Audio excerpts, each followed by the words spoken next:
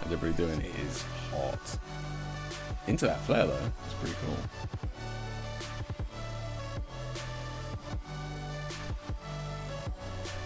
That's crazy. How's everybody doing? It is sweltering here. Absolutely roasting. In the UK anyway. And yes, anything above 18 degrees C in the UK is sweltering. Heat wave apparently. A few more days of it, which is good.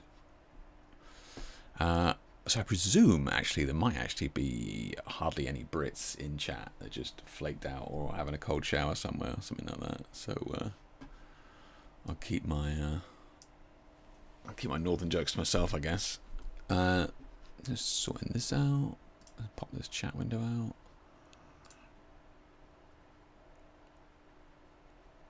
I'm telling you, I didn't add that flare. That is just happening organically. I'm sure it'll go in a second. Hey Steve, mate, how you doing, buddy? How you doing? You got aircon? That's my wife was just like, that's. My wife was just like, we're getting aircon, and obviously she started looking, and yeah, everywhere's sold out, understandably, right? It is 32 degrees in this room right now. So those of you wearing headphones, I'm sure you can hear a fan on. Unlucky, I guess. Like, take your headphones out, like this, because yeah, I'm not turning that off. But yeah, it's been sticky. It's tough to. Oh, the flare's gone already. There you go. Yeah, it's tough, right? It's in this heat, like working like that. Because I was chatting to a couple of American friends last week, and they were going, oh, you know, well, you know, you got the aircon. It's like, well, no, we don't have aircon. Most people, we're all. And now that I know Steve's got it, I'll be live streaming from Steve's house next time. But most people don't have aircon in the UK just because it gets hot like 3 days a year or something. So there's that. The other thing is that we have like thick carpets, right? So nice furry floor and double glazing on just everything. Everything is double glazed, and like the roof or the attic, whatever, is just crammed full of insulation. So which is keeping all the heat in. So it's just, yeah. So when we go, oh, it's really hot, it might not be as hot as what you're used to, but we don't have any way to combat it. Yeah. Okay, so see how we do for the stream, or if the laptop catches fire or whatever, but we'll see what we can get through. We've got a little bit of news to cover, then I'll do a little bit of a quick demo in BorisFX, and we can have a little play in there, and I can kind of go over what I do in that process. I've been processing a few images in it for definitely a few months. I was going to say, was it all of 2026? Maybe, but yeah, so certainly the last few months, kind of most of the images that get posted kind of have that BorisFX finish to it. So yeah, so I'll kind of go over what I've been doing with that. So I've had a couple of questions with that, and then we'll kind of go over anybody wants some CCing of images. I think, thankfully, there's not many this week, so I will just bring up the page here. We can have a look.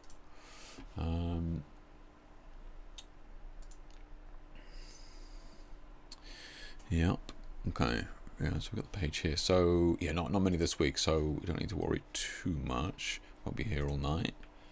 That's good. If anybody's interested and wants to share an image for us to go through later on, they can do. I've just popped it in the chat there. Yeah, take a look at that. So we got Anders in there. Oh, Peeler, that's looking cool. Damn, that's looking really cool.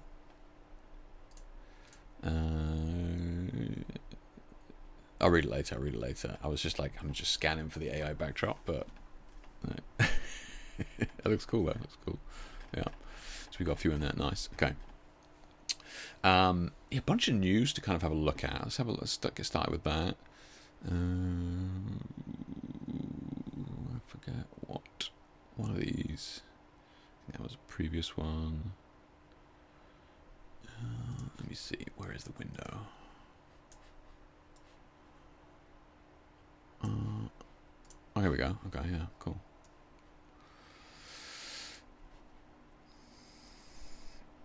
So just quickly cover last week's Technique Tuesday that I posted, and it was to do with this Godox MLSP Spotlight optical snoop thing, right?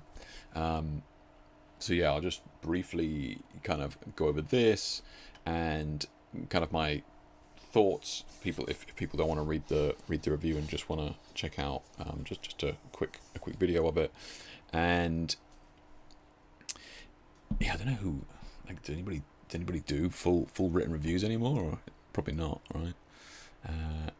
Let's get this chat window sorted. Yeah, so this thing is a spotlight which creates a very hard point of light. Let's have a look at, you just scoot down and kind of show you an example of what I mean. So like this slice of light here, for example, like this slice of light behind the model there, right? But it's got loads of gobos in it as well. So you can put these kind of discs in there, and then that you can project whatever shape you want onto the subject or background, you know. I'll be honest, I've used these for like well over 10 years. I've used like the original Bowen's universal spot attachment, it was called, and then they did a few others for other brands and bits and pieces like that, and then we had spotlights and optical snoots, projection units, a whole host of them. I've probably got, I don't know, 7 or 8 of these around from different periods. And I don't know if anybody's used these before, like these hard lights, these very focused hard lights, because this is not like a snoot or honeycomb or anything like that. This is a very focused beam of light thanks to the lens on the front, and that's what makes these units unique, is the lens that's on the front of these. And what's particularly impressive about this one is how wide this unit, like the light from this goes, right? It spreads it very, very wide, very, very quickly, which is useful. I'll have a look at that in a second. The other thing that's kind of important to bring up is that it's not full S-fit. It's kind of like the G-mount thing at the bottom there, right? Which means that it will only go onto certain Godox lights, namely the ML series here. So, you know, it's limiting with that, and I'll get to that in a second. But let's just cover a couple of the features. One being the fact that it's an EF mount lens, so technically you could mount Canon lenses on it. The other thing is that they have a variety of lenses going from like the 19, 36, and 50 here, and I would say that the 50 is by far and away the widest, and then 36 and 19 is more narrow. Remember, it's not millimeters, it's like the beam angle of the light coming out of it, so it's just not like the normal lens that you may be used to on a camera, right?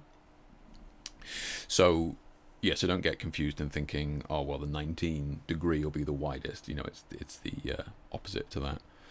So yeah, I got the widest here, and it gives you a very, very good spread. You can technically use Canon lenses on this, right? But like those lenses are not designed for light to go backwards in them, right? So like the Canon lenses that we buy for the cameras, you know, the light is meant to come into the lens and then into the back of the camera. What we're doing with this unit is sending the light through the lens backwards, as it were. Yeah, so they're not really designed for it, and they tend to be like heavily vignetted and that sort of thing. So I would kind of, by all means, if you have Canon lenses, test it out. But yeah, I would definitely get one with the lens that they're designed for, right? One other really nice feature about this is the fact that you can focus the front of it. Right now, I got a picture here of most of the other optical snoots that I've been using and projection units I've been using, which is this kind of, you know, unscrew a knob and then you move the whole like lens barrel backwards and forwards. It's very difficult to be accurate with it because, you know, you tighten it up and then it moves a little bit and that sort of stuff. Whereas this is extremely accurate, this focusing ring on the front, and that means that you can get like the gobos, you know, razor sharp very, very easily. So that's kind of a really nice feature compared to a lot of the other ones. Gobos themselves just comes with like a gel holder and stuff at the front. One thing that was kind of unique about this that I was kind of unsure on to begin with was the gobo holder itself, right? Which is what this is, right? So it's the gobo holder that just goes in, and it holds the gobos in there. Now you have to unscrew the center bit, which you heard me doing then, and then you pop the gobo in, and then you have to kind of screw it back up, get it level, and then screw it back up, and then you can put it back in. So there's a couple of interesting caveats with this. Like, yes, it is a bit more time consuming to get the gobo in there. One big benefit is the fact that because this is an encased unit, when it goes into the actual spotlight itself, there's almost no light leak at all, right? So, you know, which we can see here, which is actually surprising. Like, some of the units I've used have a lot of light that comes out through the actual gobo hole, and some companies have tried to address it by putting you know, like gates across the top and that sort of stuff. But yeah, that one is an entirely enclosed unit, because normally like the gobo goes in like a sandwich holder type thing, right? You just slot it in. But this is, yeah, a completely encased unit. So that's really good. The other benefit about this that I hadn't really thought about until I started to use it was that the gobos are completely flush to the holder itself. So what that means is that sometimes when you put the gobo in like a sandwich holder like this, right, the gobo sits in there and it's not always perfectly, you know, like flat or in line with the beam of light coming out. So what that means is that sometimes when you go to focus the gobo on the wall, if it's a flat wall and you know you're trying to get this very graphic design, sometimes the top will be in focus and the bottom will be out of focus because the gobo inside the unit is not actually flush in the holder itself. So what this does is this screw mechanism here keeps the gobo extremely flush to the actual holder. Holder doesn't let out any light, and you can also get it like the whole gobo in focus against the wall. So really nice kind of touch there. So one problem with the gobo being in like that is that it's kind of tricky to adjust afterwards, right? You don't want to have to go in there and go, oh, you know, I've screwed it in and I want to turn the gobo a little bit. So it's kind of like, you know, well, it's just screwed it in and that sort of thing. The whole front unit of the holder itself now rotates. So if you want to fine tune the actual gobo in terms of the angle of it, it's very easy to do. So again, like the whole unit, it's pretty like really well made in terms of some of the features and tricks that it's got. So this is just going over some of the tests that I did covering the spread of it. So this is like 2 meters away, and this backdrop that I'm photographing against is 2 meters wide. So you can see that it's giving us 2 meters wide there.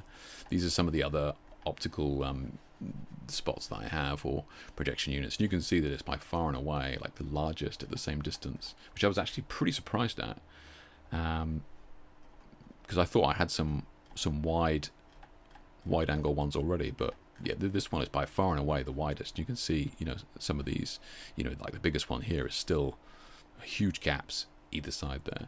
So the spread of this is crazy, like really impressive, which is really useful if you're shooting in smaller spaces, right? An office or home studio or something like that, and you need to project something big in a small space. This thing is wild for it. Yeah, really cool. Yeah.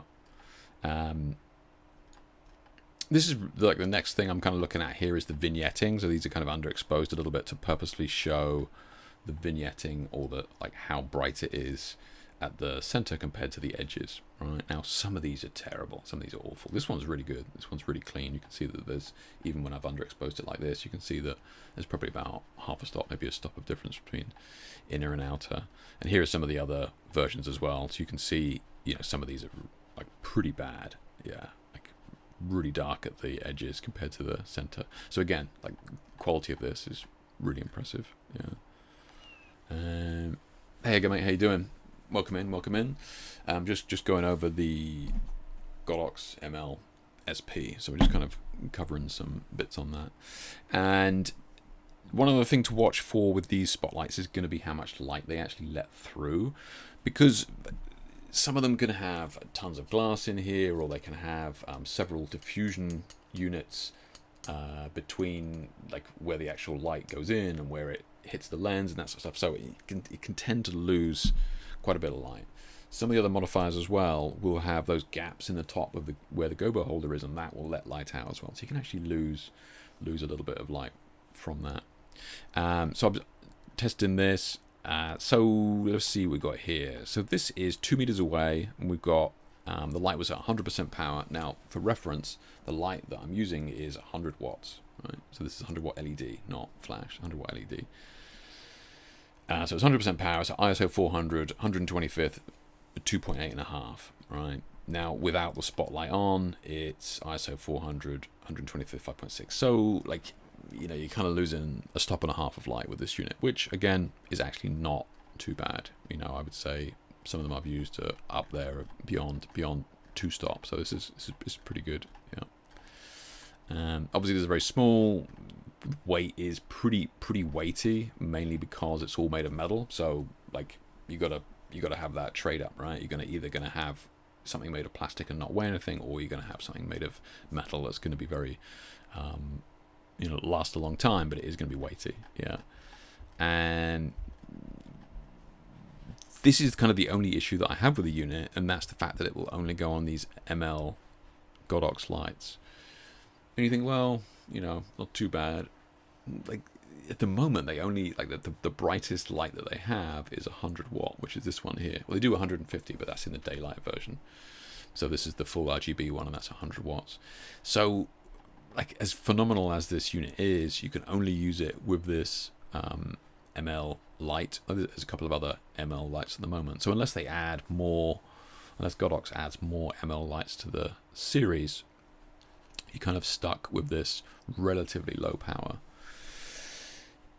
All that being said, I think that this unit is so good that I would probably say, if somebody was to ask me, I would probably say, look, if you can deal with the power, and you're okay with 100 watts, and you're okay with some of these settings, I would say that it's actually worth picking up one of these little Godox lights to just to take advantage of how quickly this beam spreads in such a small area or short distance, and like how clean the light is from edge to edge as well. So I actually think that it's that good that it's actually worth picking up one of these little RGB heads just to kind of use in conjunction with it. Yeah. But yeah, overall, really good unit. The only downside, like I said, it's got tons of kind of perks and little features that I really like.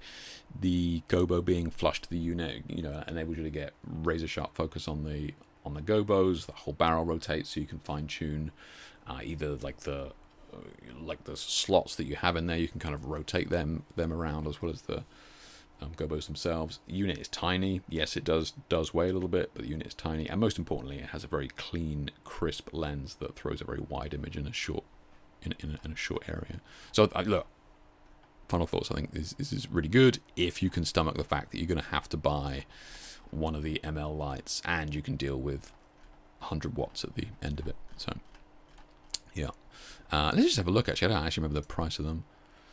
So the unit itself is what, £190. This is UK pounds. And then if you wanted to pick up the light on the back, so £180 for the 100 watt full color. Yeah, full color. Yeah, I was just using it with battery as well. But yeah, so for what, £350 or something like that, you can have both units. If you're into that sort of lighting, I personally think it's worth it. But yeah, each to their own. Yeah. Any questions on that, or something that I haven't covered, or something that you wanted to know, then let me know, and I can certainly try and answer them. But yeah, give it a look. Okay, so what else we got in the news? We've a couple of bits here. We got questions about GoPro and their future being kind of uncertain. Those of you who've been maybe shooting for a while will have likely had at least one GoPro over the years. I don't know whether I said Gobo to begin with, but yeah, I'm talking about GoPro. So yeah, the GoPro lights being like the OG action cameras, waterproof cameras that you could throw down a mountain, all that sort of stuff. And from there, we had millions of copycats bringing out these little action cameras, and the rest is kind of history, as it were. Now, GoPro, although they saw huge success, have really kind of struggled once everybody copied them to maintain their audience, or like revolutionize the products in such a way that would mean that they can sustain themselves. So what we're talking about here is GoPro's future is suddenly an open question again, with the company confirming that its board has launched a formal strategic review that could lead to potential sale or merger. So typical stuff, really. I think somebody will swallow it up, maybe. Now, this comes at an interesting time because GoPro have also kind of just announced this kind of new line, which is more geared up to more kind of high-level cinema, right? A little bit more advanced in terms of what they're aiming to achieve and the quality of image that they're aiming to capture. So this is the Mission 1 cameras. So like it's brand new at the moment. Some of these you can't even get, but you can start to see some of these more accessories. We've got the like the housing with the grip and all that sort of stuff coming in here, and we've got the other stuff that you're kind of used to. And this is kind of where it gets interesting, because they're looking at these with interchangeable lenses here on the front. And this is where it kind of gets a little bit crazy, because now we're getting into the realm of like proper movie action cameras, which is an interesting market to try and push into. It's like, what is this? This is £600 for this. I don't think you get a lens with that. So, kind of a this is coming soon. So we'll see what lenses it comes with. I haven't looked into what lenses it comes with, but they also put out a little video here, which we can kind of look at. I think it sounds off. So yeah, obviously won't watch it all, but I just kind of cover a couple of bits, and they're very proud of the fact that everything in this is shot with presumably this Mission 1 and a variety of lenses, right? So let's kind of scoot through some of these. Let's have a look. So we got this. So this is kind of what I mean when we're talking about these cameras and lenses. Can you see the little GoPro in there? Like, I get it. It's an action cam, and they're gonna do this follow shot with. They're gonna have one of those Porsches with the cranes on. I forget how much those Porsches with the cranes on cost, but like it's a lot. Even if you got to hire it, right? And then you're going to be filming 2 other high-speed vehicles out in the desert on location with a full crew, and then you've got cinema lenses and all this gubbins and all that sort of stuff. And then you put like a 600 quid, 500 quid camera in there. And I get it, this is an advertising video for what it can do. I just think that if you're at this level, you're getting to the point where you're not using a GoPro, right? Because that's what we're doing here. Like, we're using a GoPro. And you could go, well, the footage should speak for itself. And it does. But if you have the sort of budget to do this to begin with, you're already into the realm of having a proper camera. And look, I'm not being harsh on what GoPro's trying to do here. Like the results speak for themselves. It's phenomenal results. I can't see you just putting a $600 action cam in there for something like that.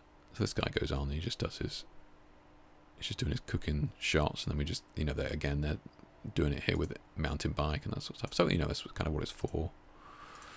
And they have shots where they're throwing it down a mountain to kind of get the shot that they're after, and that's kind of what the GoPros are for, right? And you have these girls doing a underwater thing, and again, that's what GoPro is known for, like the underwater stuff. So they're ticking their boxes of like, yeah, this is what it's for. And like the quality for underwater stuff is, for something that you can easily hold in your hand, I gotta say, is gorgeous, absolutely gorgeous. So that still fantastic use case for that.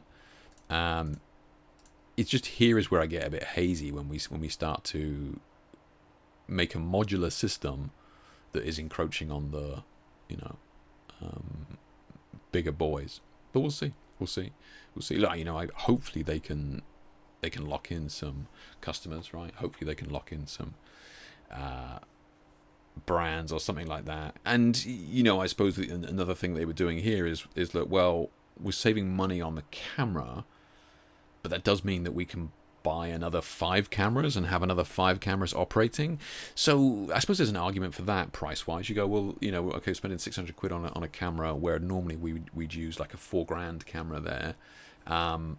Now we can buy another 5 cameras and have them running simultaneously, capturing different angles. So maybe there's an angle for that. Yeah, save money on the unit itself, but get multiple angles. I could see that. And obviously the benefit of you could put one of these little fellas on a drone, and the quality of this on a drone is gorgeous. Yeah, absolutely beautiful. So we'll see.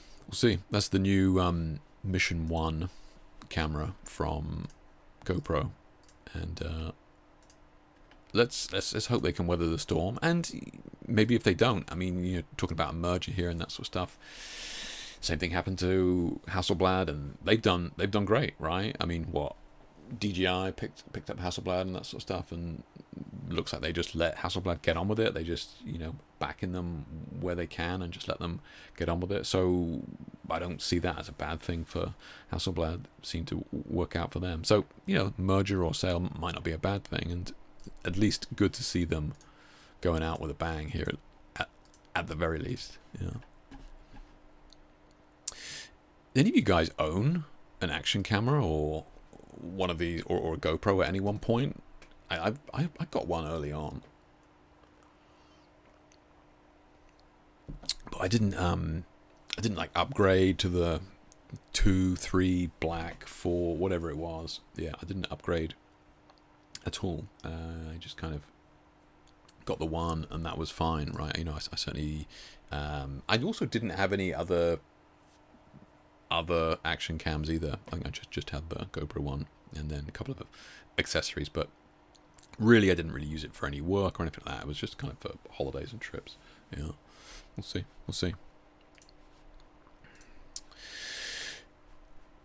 So there's a little bit of AI drama. Yeah, there was actually a ton last couple of weeks, but I'll just keep it to this just because it's pretty boring at this point. But this one I thought was pretty funny. So Sony Xperia 1.8 is a major imaging upgrade. Sony Xperia's such and such was photography front and center with a major push in sensor size, computational imaging, and AI-assisted shooting tools. So the new flagship smartphone introduces a large telephoto sensor, upgraded multi-frame processing across all lenses, and an AI camera assistant designed to actively guide exposure, color, and lens choices in real time. So, okay, sounds pretty good. Does anybody have a Sony phone, or has anybody owned a Sony phone? I know my wife had one for a few years, but she switched away from it relatively quickly. Wasn't over the moon with it. So we got the AI camera assistant and that sort of stuff, and like the chip, right? Previous model, and this is the new chip in there.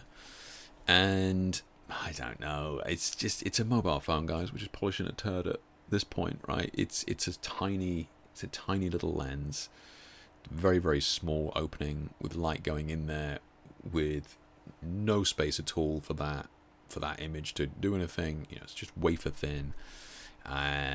It's always just going to be a mobile phone. It has limitations. Yeah. Steve says he bought one during the pandemic to record my walks. Haven't used it since. Oh, nice. Okay. Yeah. And Edgar says he has the Insta360. Oh, you have the Insta360. How do you like that, Edgar? Because I was thinking of getting that actually. Is it easy to use? Like, or you've got to download tons of software, and then you don't have to calibrate it or anything like that? Is it pretty much just plug and play? Or I'd be kind of curious because I was thinking about getting one of those. Yeah. So the AI assistant. So from there, Sony Xperia posted on Twitter, the new AI camera assistant with Xperia intelligence brings stories to life using subject, scene, and weather. It suggests expressive options with adjustments of color, exposure, bokeh, and lens for breathtaking photos. So this is the original. Just in case you didn't know, this is the original. And this is the AI camera assistant. And this, I want to be absolutely clear, this is the official gold tick Sony Xperia account here. This is the original. This is the AI camera assistant. The original, the AI camera assistant. Like, what are we doing? What? Part of me thinks that and with the greatest respect to Sony, part of me thinks that they actually have a AI bot running the Twitter account, and it was just kind of spitting this out, because I just cannot fathom how any human looked at this and was like, yeah, man, that's looking good. Pump it out. Let's get it out there. Let's show it off. As you may well imagine, Twitter being Twitter, and I've got to be careful when I'm scrolling on Twitter.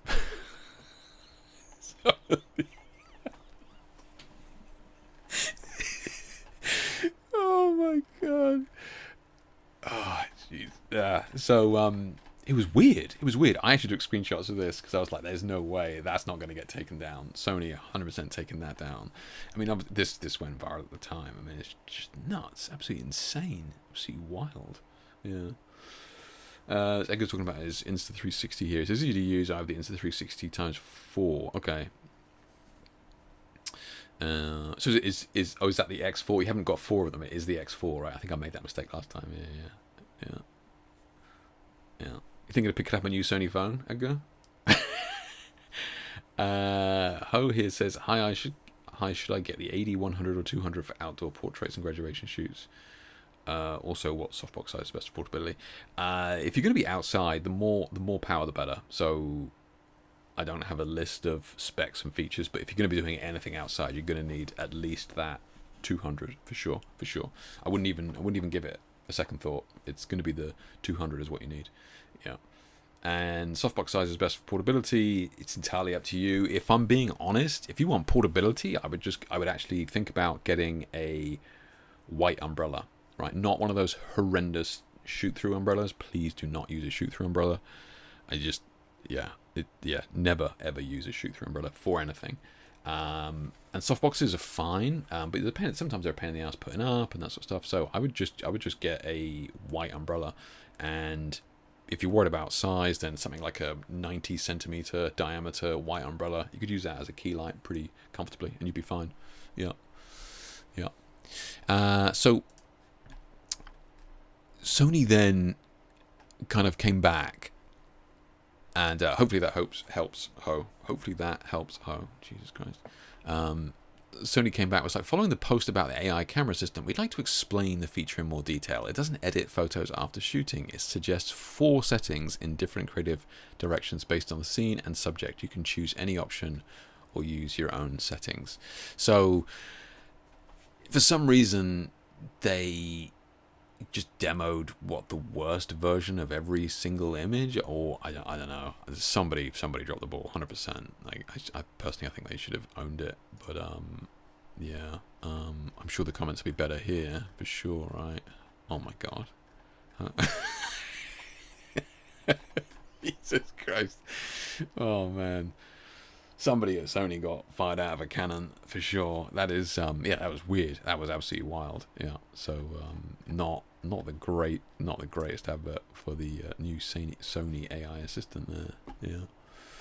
Yeah. Panasonic brought out this L10, right? So, or the Lumix as it's called, L10, which was, I don't know if you guys were accessing the internet at any point a couple of weeks ago, but it looks like Panasonic sent this little beauty out to a lot of people for them to play with and test. Now this is fixed lens, right? So this is a sort of a handheld baby little camera, but fixed lens, street photography, travel, and that sort of stuff. Panasonic has unveiled the new Panasonic Lumix L10, a premium compact camera designed for photographers who want professional level image quality in a portable body. Bearing more than a passing resemblance to the Leica, has a tentative shipping date of 17th of June 2026. Okay. So let's have a look. Some of the specs here. We got multi-aspect, so 20 megapixels. This has got a Leica lens on there, but f1.7 to 2.8. So 24-75mm full frame equivalent. Okay. Okay, so that's a pretty good range for the lens. Yeah. AI tracking, 5.K, before real time, 3-inch. Okay. So yeah, a lot of people were singing its praises, saying, "Oh my God, this is exactly what I want. This is going to replace yada yada yada, that sort of stuff." And people started to comment on just how big this thing is, because it is for a compact camera, for what it's doing, it is pretty big. So we've got here the camera decision site.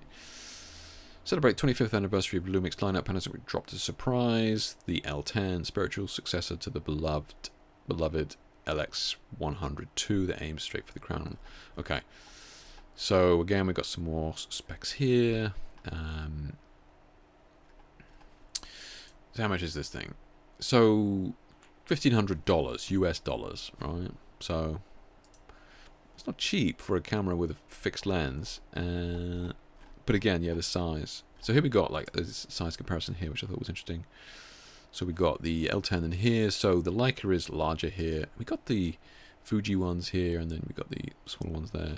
This is kind of what people are kind of used to with this type of camera, this sort of size. Yeah.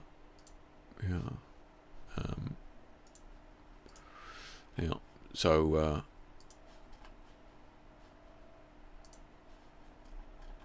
oh, you can check the size of it there. Okay.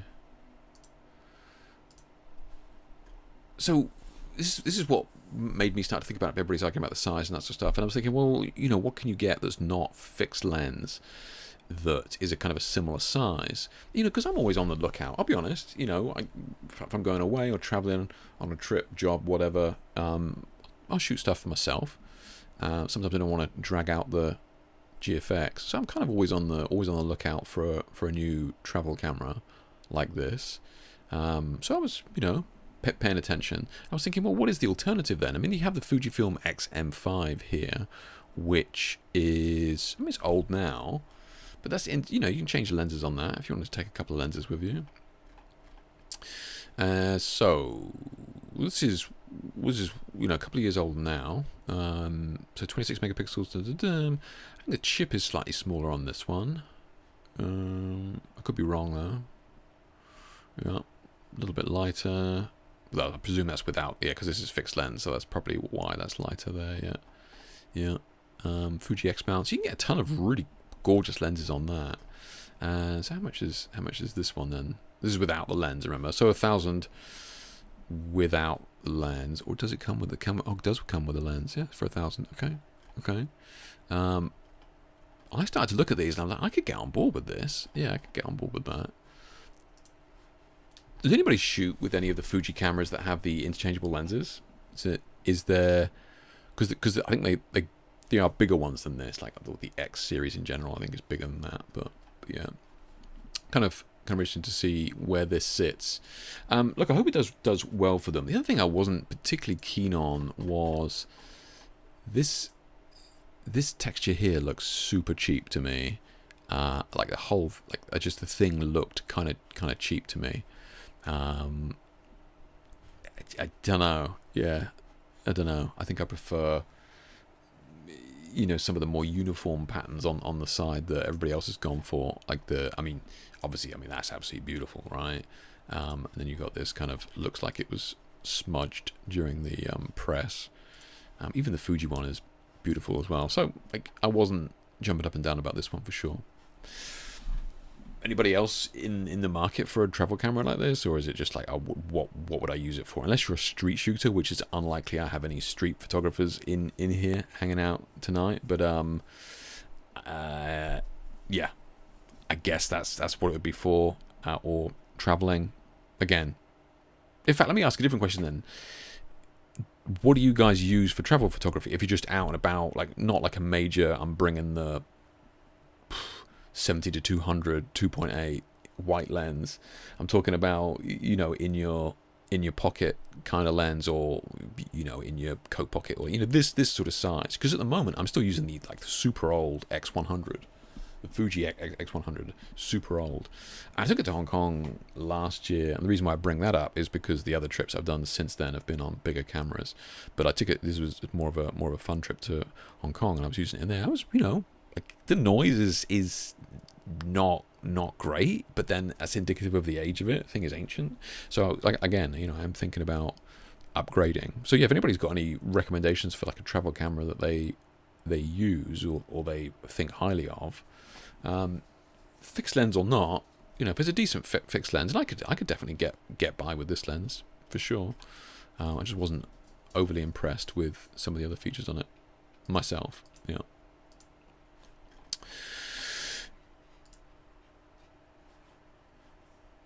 So Steve says he uses the Sony. Thank you, Steve. Uses the Sony RX. Yeah, I don't know what that one is.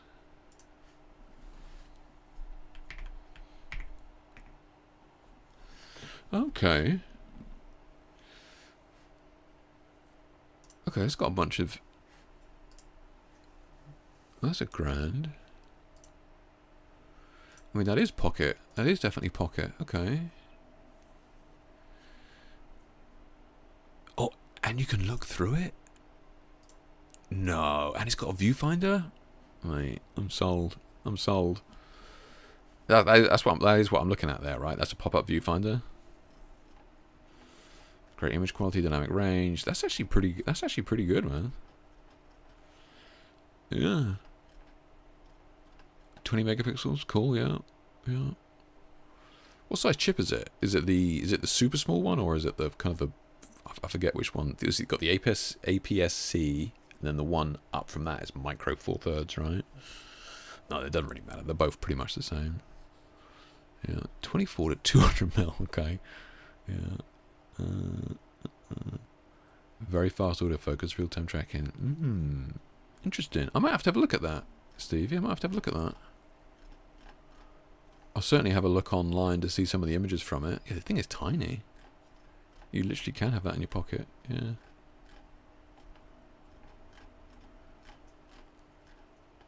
Okay. Yeah, pocket camera. Oh, that's the...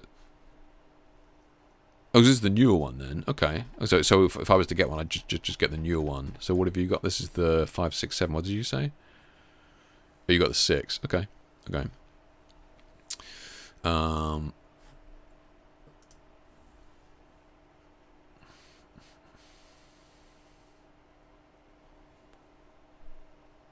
Is it here? RX 100.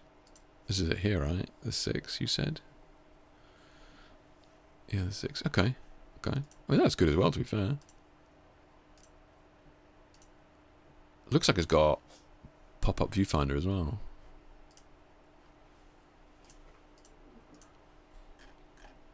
Yeah, these things are good, man. These things are good. Okay. Yeah, good shout, man. Good shout. You know, I hadn't looked at these. Yeah. That's not a bad idea. Mine is a few years old now. Yeah. Yeah. That's pretty snazzy. Yeah. I might have to scrub the Sony logo off, but other than that, it's alright. When vintage have the Leica Mini. Oh, okay, okay.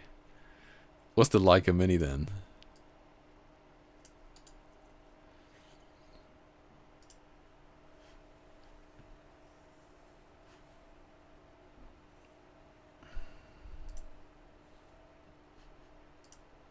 Is it this one?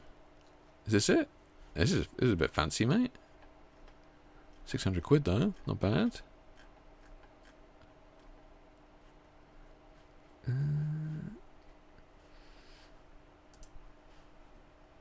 Oh no, that thing.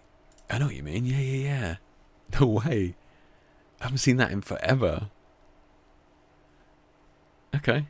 So 35mm point and shoot. Film camera. Is it actually any good? Like, come on, be honest. You're among friends here, man. Look, we won't tell anybody. Is it actually any good? Like, as in, like, the images, because it's 35mm, so you know, I get it. It's gonna be grainy, but is it actually good, or is it just like a little bit of fun? Yeah. I can't even see it for sale. I suppose you'd have to look on eBay. Yeah. Fair play though. Yeah. You can get it for the 239. Okay.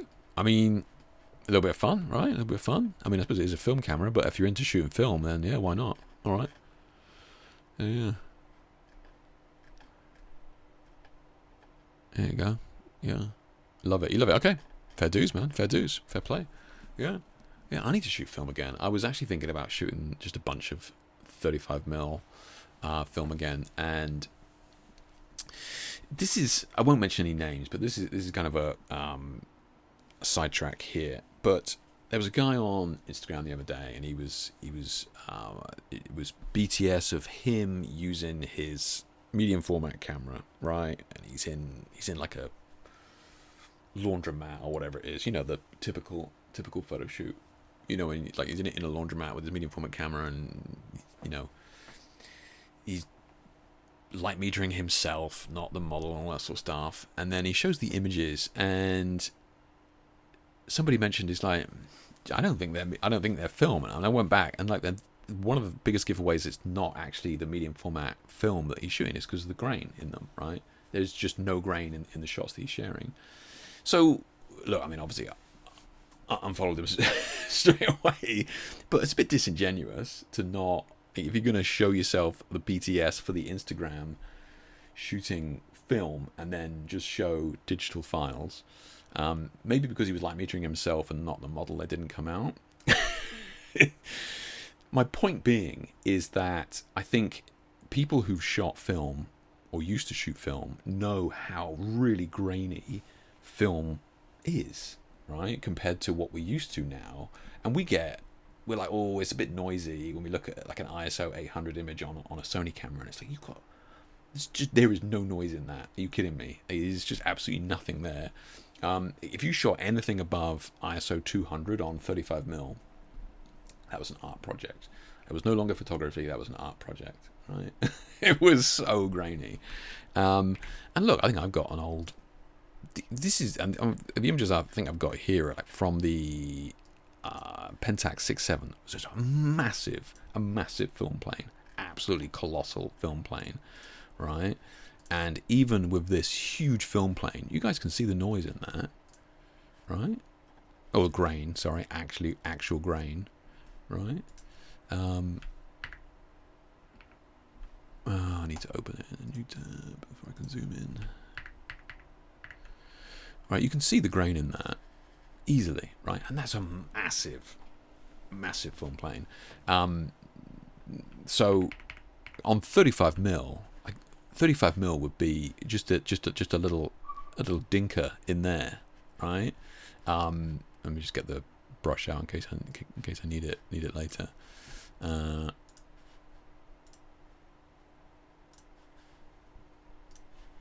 Yeah, 35mm would be like in there or something like that. It's just so grainy compared to what we're used to. So one of the reasons I kind of wanted to shoot it again was kind of like as an exercise, educational exercise of like, look, this is where we came from and how grainy something is. You know, like let's try and have some perspective on where we've come from. And when we start talking about the noise at ISO 800, it's nothing.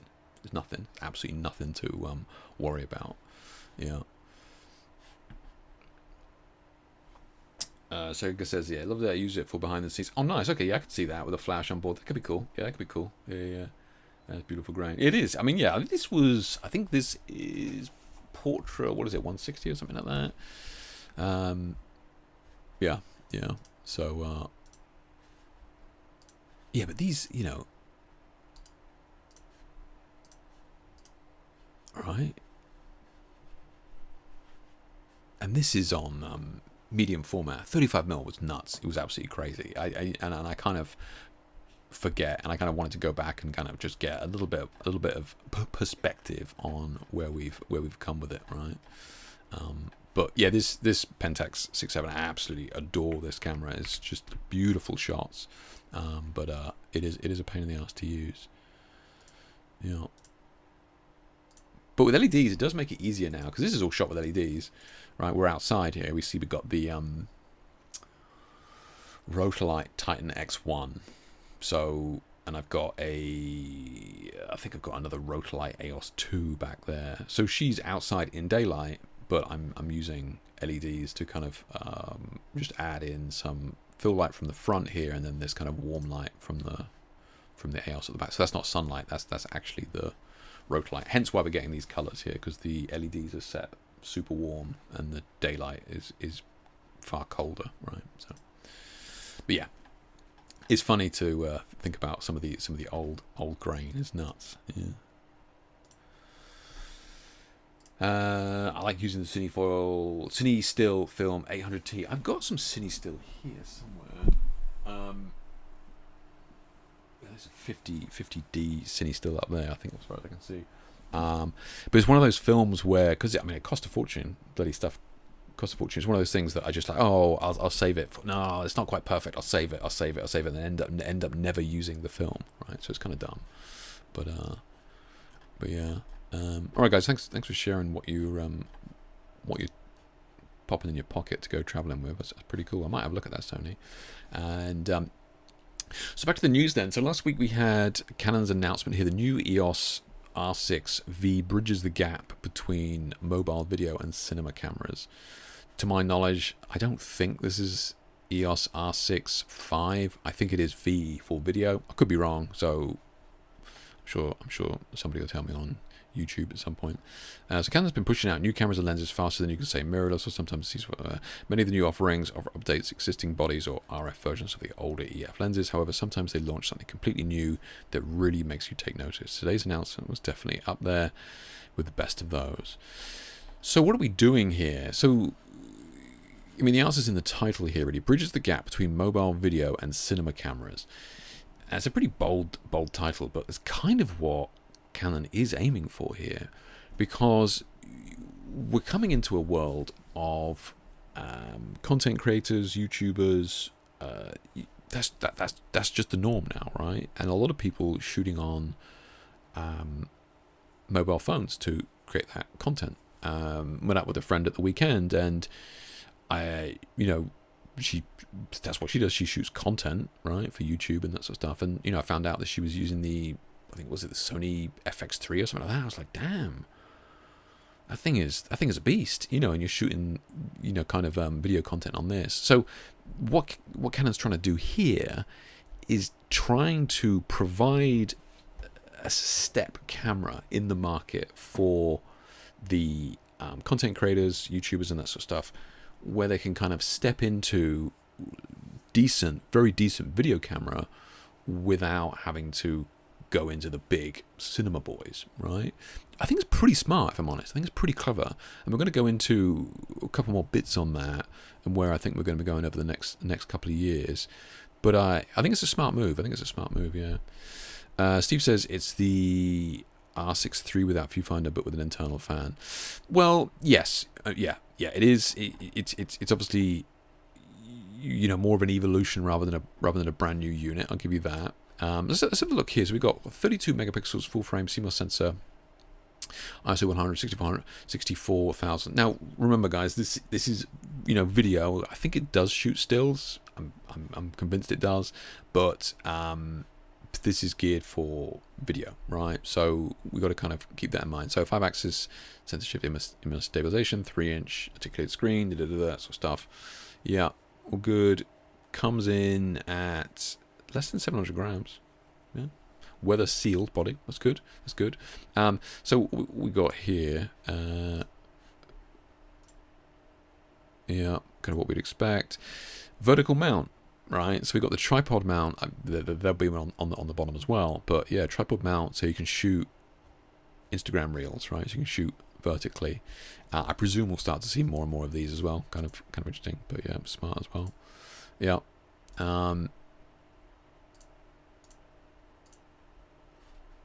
Now, Steve, do you know whether Canon has cinema lenses, like actual cinema lenses? I don't know how to kind of differentiate what I mean by that, but I suppose more than just the regular stills lenses. Do they have lenses in any way that is kind of designed more for video, if that's the thing, right? And you're going to have to bear with me here and kind of go with me, but in my opinion, the cinema lenses have a little bit more personality than a lot of kind of camera lenses, right? Cinema lenses have something special about them. They'll, maybe drop off towards the edges, be a little bit softer towards the edges. They may have a little bit of personality to them versus some of the stills lenses. And you know, it's kind of why people covet them. Still shooters covet them for a certain look, even though they're extortionately expensive. It's not for how perfect they are for like big budget movie lenses. It's not about being perfect. It's about having that kind of character that people are after. So I don't know whether Canon has them. Yeah. So Steve says the R6 III, 650, and all have the same sensor. The R6 III is for photographers who occasionally do video, but the R6V for video, who occasionally shoot stills and just video. Okay, interesting. So what you're saying is there already is something. The C50 there is specifically for video. Okay. Let's see.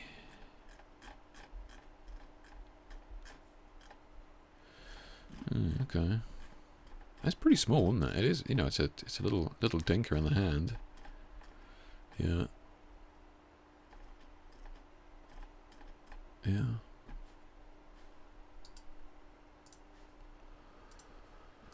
So what did you say? Canon C50.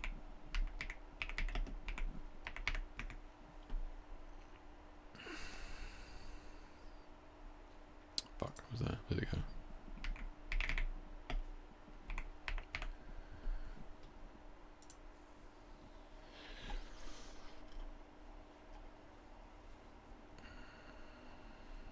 How much is this then?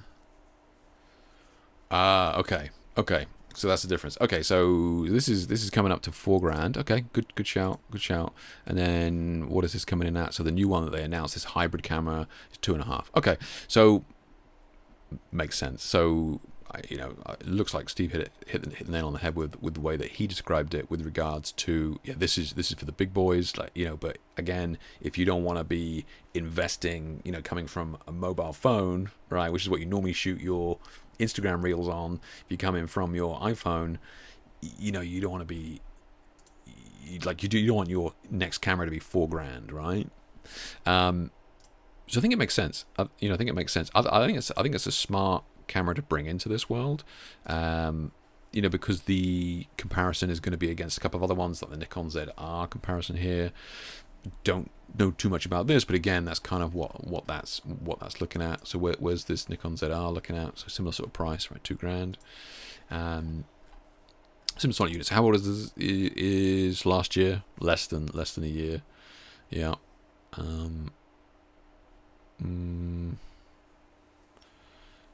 Pretty similar. Pretty similar. When I was looking at these earlier on, there was a lot of people singing the ZR's praises. Again, haven't used it, but a lot of people were saying this thing is, yeah, this thing is outstanding. So I was like, okay, it seems to be working for them. Yeah. Many points nice. Open gate video recording. No. So okay.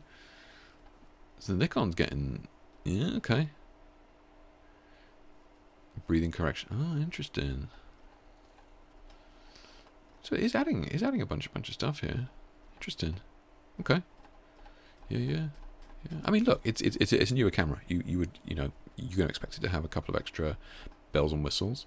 But I think it's a smart play by Canon. I think it's a smart play. So this is the Canon R6V versus the ZV-E1. So this is the kind of Sony comparison, because the step up from that is the FX3, right? And this is what Steve was just talking about with the C50, right? It's going to be up there. So you got your C50s and you got your FX3s. These are kind of like the big steps. So this one here is probably a closer comparison. And this is pretty old from Sony here. So I would expect Sony to come out with a competitor to this soon, right? So this came out in 23. Yeah. All these prices I'm showing you are dollars, by the way. So this is $2,000. So this is more competitive to the R6 here for sure. Yeah.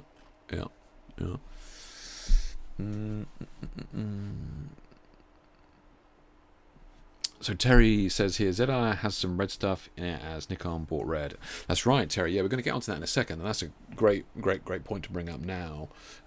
So what Terry's saying here is that the ZR here came out after Nikon had acquired red. Now, they hadn't had it very long, right?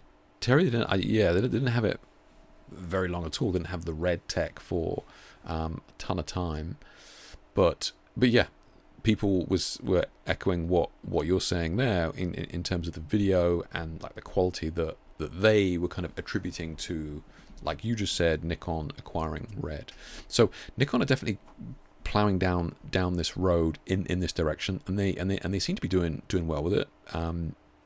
ZR has been hugely popular, which is great, right?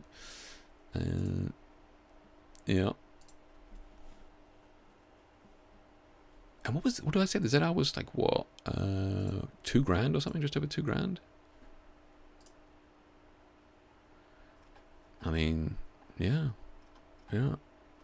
Oh, I will say I did get sucked in when I was reading up on this earlier on. I was like, I want to try it. I want to see what it's like. Yeah. So Steve dropped a link here. Let's have a look.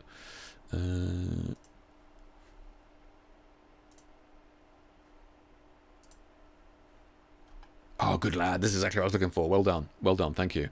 Well done. Yeah. So I was asking in chat earlier on about does Canon have any cinema lenses, and yeah, Steve hit the nail on the head with this. This is kind of what I was looking at. For some reason, I couldn't, when I googled it earlier on, I couldn't really find anything. So this is bang on. So I'm a professional filmmakers. These high-performance cinema lenses offer exceptional image quality and versatility. And okay, I mean, they look sexy. I'll give you that. Yeah. So can we use this lens on the new, on the new whatever it would, like the R5V, whatever, R6V, or whatever it is? Must be able to, right? Yeah.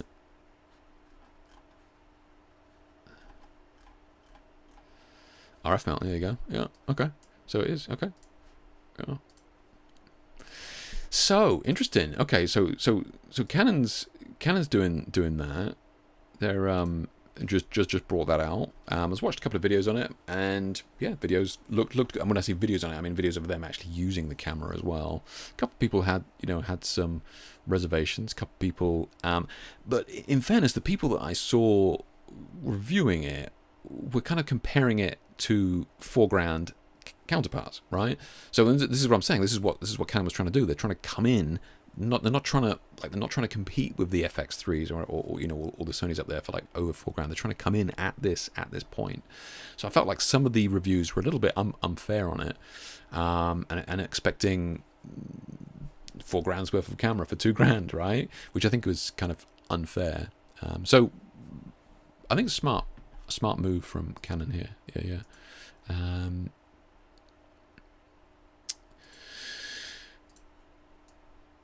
I'll save that page. I'm going to have a look at that later on, Steve. Thank you. Yeah. So this kind of brings me back then to Nikon and what they're doing with cinema. Like Terry in chat here has just mentioned that, look, they bought Red. How many years ago was that, Terry? It was at least 2 years, I think, right? So they bought Red cameras, which are very famous for incredible video cameras. So Nikon, out of the blue, seemingly gobbled them up. And they seem to be going down this road of, pushing cinema and video as well, and I wouldn't be at all surprised if we see some more action camera wise from them, but looks like everybody's happy with the ZR for now, so we'll see. But Nikon announced late last year that they were bringing out a series of cinema lenses, right? And this got my attention, right? Because the camera, I don't shoot video. The camera is, for me, for the most part, is a box with a hole in it, and they have a variety of features that kind of make your life easier. They don't necessarily change the way that I work, but lenses, on the other hand, do. Lenses and what they produce can certainly change your image drastically. And I was just talking about a minute ago about the kind of difference between cinema lenses and photo lenses, and the cinema lenses certainly have a bit more personality to them as a general rule. So I was very excited about this announcement, and as I was kind of looking at this Canon thing, and I went down the road of looking at Nikon and what's going on with that, I came across Matt Owen Photography here, This guy is dyed-in-the-wool Nikon fan, and he kind of went through a recent trailer and kind of picked apart a couple of the elements from it with these new lenses that are coming out. For one, it looks like these lenses could potentially have T-stops on them, which, if you don't know, is what cinema lenses use to measure light, right? We as photographers use f-stops, but the f-stop is really just measuring the size of the hole, the size of the aperture. That's what an f-stop is, that's what that number means, whereas a t-stop is actually measuring the light that comes through it. So cinema users obviously prefer them because it's far more accurate. You got iris lock here as well. That's not as important for me. What else did he bring up? So obviously we're going to have these notched rings here, so you can use them with your follow focus, whatever it is that the video guys do with their rack and pinion systems that they hook up to this. I was like, okay, interesting. It was interesting because normally a lot of people I'm seeing use these to basically attach an autofocus rig to a manual focus lens, because most cinema lenses are manual focus, obviously. So a lot of these rack and pinion systems that they use here are used to kind of gear up a autofocus rig. So I was like, okay, so they're thinking about that. And then he finds that there's 4 frames in this video that he found that says that these new cinema lenses from Nikon will actually be autofocus. Now, that is kind of a game changer for cinema lenses if that's what they're doing, because there are so many people who are like, oh, I'd love to use X lens, but manual focus is a pain in the ass, and this I think could do very, very well for Nikon. I think this could do very, very well for them if they bring out a beautiful lens. And like Nikon, I mean, they very rarely miss. Bringing out the ability to have autofocus on a cinema lens like this is kind of nuts, kind of crazy, yeah. And he's just looking at the f-stops here as well, and he's trying to work out how wide it goes: 5.6, 4, 2.8, whatever. So it's a great little video from Matt there. If you're interested in seeing what he managed to pull from that, take a look, because we're seeing more and more push into video, right? And look, I'm not a camera guy at all. I could care less, right? It's all about the lighting for me. But any of you who've been following me for a while will know that I've pretty much switched completely from flash to LED now, or continuous, right? So you've got an industry of people switching from flash to continuous, and the LEDs are getting brighter and brighter every year, or every month practically, right? So more and more of us are switching from flash to continuous lights, and we're starting to see like just like the structure of the industry changing from stills to video, for sure. And look, whether it be content, if that's what we want to call it, right? We're just churning through it. You just saw me do a read of my article here, right? Nobody reads articles anymore, right? Nobody reads articles anymore. In fact, even if you were to Google this, what you would probably find is that Google would just bring up the AI analysis paragraph of this article that it's pulled. So people are not clicking through onto websites anymore. They're just using that top paragraph, of data. I mean, you saw me doing it in some of these things here, right? We were looking at Googling those cameras, and it was just like, here's the breakdown. So the AI paraphrasing of these articles is like all this stuff is not going to be around for a ton of time more. So you saw me do this read of this article live on stream here, because I'm going to clip that into a video, right? Because that's just the world we live in now. Yeah. So we are pushing more and more into cinema. And look, I'm not interested in video. It doesn't like excite me. I like faster projects. I want to do a shoot and move on. I don't want to be stuck on a video project for ages. Plus, there's too many cooks in the kitchen when it comes to video. I'm quite a selfish artist. I know what I want, and I know how I want to achieve it. I don't have to run it by 8 people on set before we can do that. So yeah, video doesn't excite me as much as stills does. But if they're going to bring out cinema lenses that can offer more of an engaging, visual look to some of the stills cameras that I shoot, if this comes out and this lens is beautiful, looking good, autofocus. It looks like they're bringing out maybe a series of them. He's not sure. In the video, he goes on and he's like, "Is it, are they bringing out 8 or are they bringing out 3? Like, how many lenses is it? 2?" He thinks it'll be at least 2.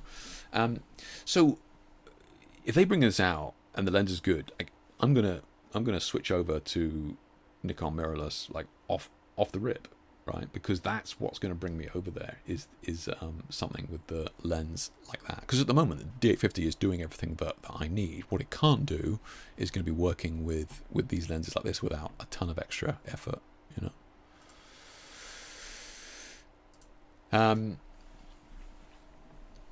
there's anything else I was going to add to that, but yeah, does anybody...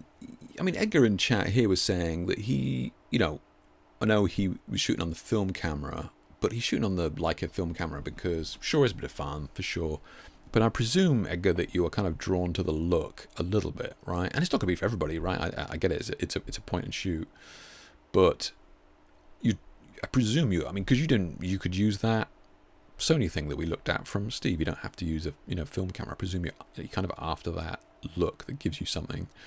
And does anybody here shoot with manual lenses at all? And when I say manual lenses, I'm talking about older lenses that perhaps don't work, or I don't want to shoot film, so I can shoot with manual lens, gives me a certain look. Or sometimes people shoot with manual lenses because there's a specific mil range that they can't get in the current lenses. But for the most part, I think the people that I know who shoot manual focus lenses are doing it for a very specific look, whether it be like an old Hasselblad lens or Chris, I even use the old Petzval lens. I love that thing. The Petzval lens is absolutely gorgeous. So people using these manual focus lenses that like doing it for a specific look, and maybe it's not for everything, but I do think that this, if this comes out and it's got a little bit of something to it, I would switch. I would switch for sure. Matt Owen here made another video later on, which kind of followed on to this. He did one, I think it might have been posted it earlier today, and one of the comments in there was him saying, "Look, we don't know where Nikkor is going to take these lenses. Is it going to go arty-farty, or is it going to go razor-sharp clinical?" And until, and that's going to be a big factor for most people, because you're going to divide people. A lot of people who love arty-farty, and there's going to be a ton of people who are like, "I'm not buying that. I want something that's going to be crisp and razor-sharp and give me, beautiful images every single time." And that's fine if you're shooting still life, food photography, or whatever it is. Like, you don't want the edges to be fuzzy and stuff. I get it,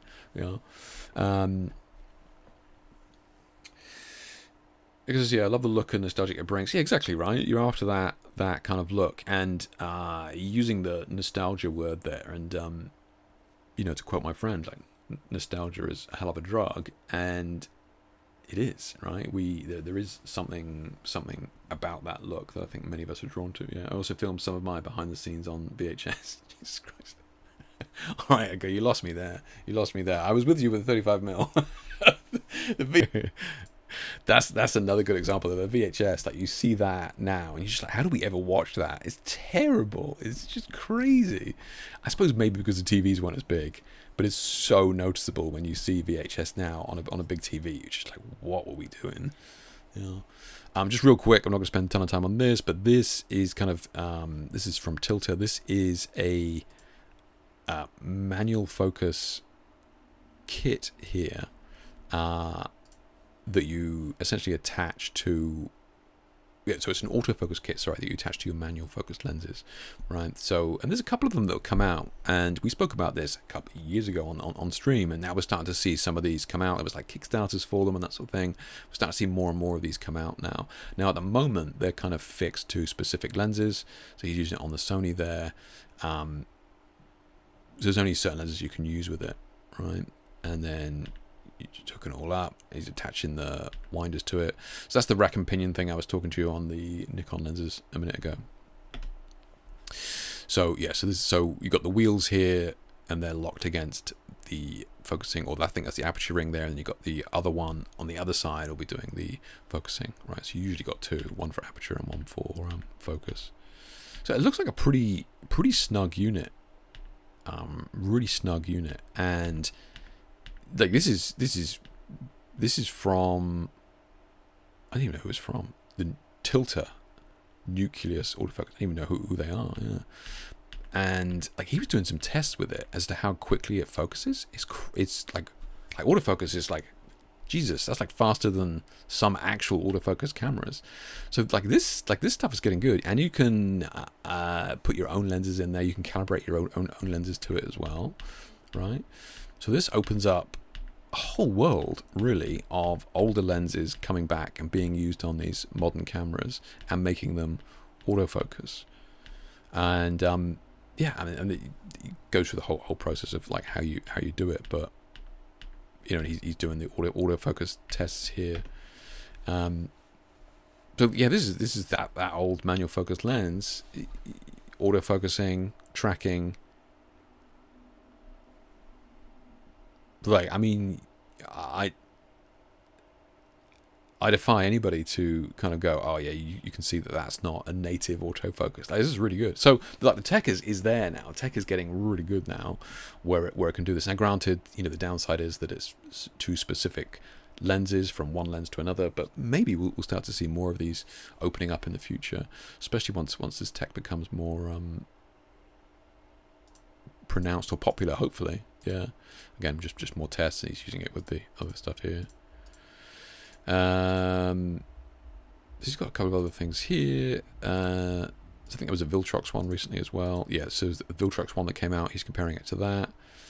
That was it, really. Oh yeah, and the pricing. So I was like, the pricing for this is going to be extortionate, but it's actually not.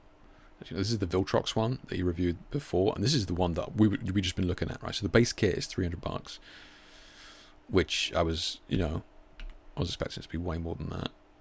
So the two motors are going to be 500. So even for everything, it's like 500. So it's not actually unreasonable. Yeah. If you're interested in looking at that yourself, you can do. Just pop the link in chat. But we're starting to see more and more of this now. So it could be cool. Could be cool. Yeah. Right. So we'll just finish up the news here with just a little funny meme. So Viltrox, we're just speaking about Viltrox, but they cut a lens in half, and it's actually kind of crazy the quality of that, right? Half a lens. Actually kind of crazy, yeah. Yeah, so when people worrying about their lens being so precious over it, it's nuts. I'm actually genuinely amazed that works. Yeah, it's crazy to me. Yeah, you just wouldn't think it would work, but so years ago we used to do something called free lensing, which sounds like super hippie-ish, but it's really, you just detach the lens from the camera body and you just hold it looming in front of the sensor, and you can get some really cool shots that way. It's, you know, it is a pain in the ass because you're opening up your camera body to a lot of dust and all that sort of shit. But you know, if you're fine with it, or you got a second body that you want to play with, free lensing, you can get some really beautiful shots with it. Yeah, I've actually got something framed here, which was an old free lensing shot. Yeah, really cool. Okay, so look, that's the news that I thought was interesting, and we'll see where video goes. I would expect Nikon to announce those cinema lenses this year. I would expect those fully announced this year. I don't know that much about video, but maybe there's a big video show. We've already had NAB, so maybe there's a big video show coming up that they'll announce it at. But yeah, we'll see. We'll see. Interesting times. Interesting times. You did freelancing, Edgar. Of course you did. Of course you did. Yeah, VHS man doing freelancing. I have no doubt. No doubt. All right. Before I'm going to open up BorisFX here, but before I do that, I'm going to show you what BorisFX is for people who don't know. So BorisFX is an extremely powerful post-production tool that they use to do some crazy CGI stuff, right? And like it's used on, like, you know, big films like Star Wars, big films, right? You know, and a couple of years ago they brought out a version of BorisFX for us scrappy little still shooters called Optics, right? And it has some pretty cool features, and I'm just going to go over a couple of them in a minute. But yeah, I've started to use it a little bit just to finish my images once I've done all the post-production in Lightroom and Photoshop, and then BorisFX is kind of in Photoshop. I'm going to open up Photoshop in a minute and show you. And yeah, you can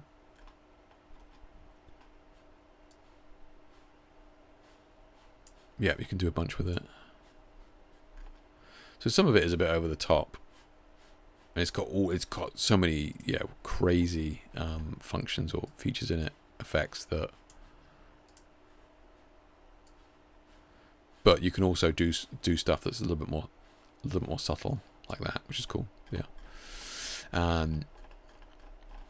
Okay, so that's what that is. You can download a free trial if you're interested. I'll just pop this in chat if anybody's interested in taking a look.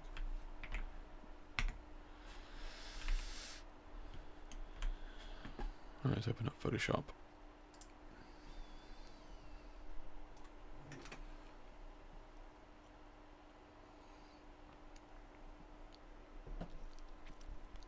Oh, man.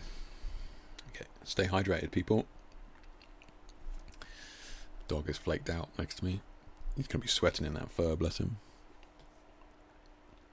I will say the new version of Photoshop takes ages to load compared to the older version. Right, let's open up some images then and start playing around with. I just grabbed these earlier on.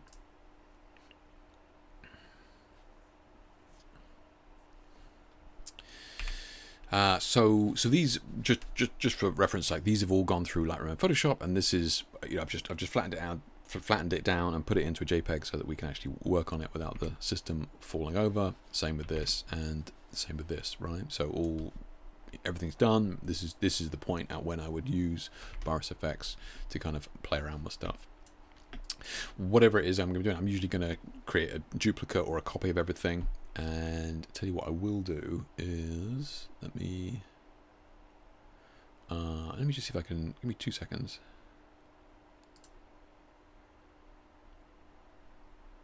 I'm just going to move this so you can see it, maybe.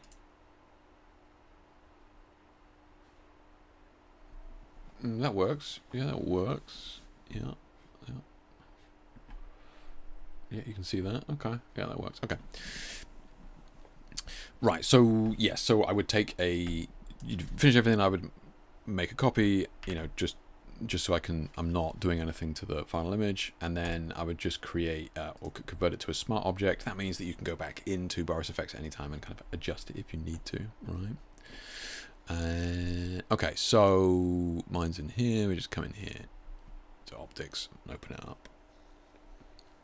So what it does here is whenever I open it up, it goes, do you want to apply the last thing that you did? I just want to start fresh just to kind of show you what we can do here. And then we can go through it here. I need to bring this up so you guys can see that at the bottom.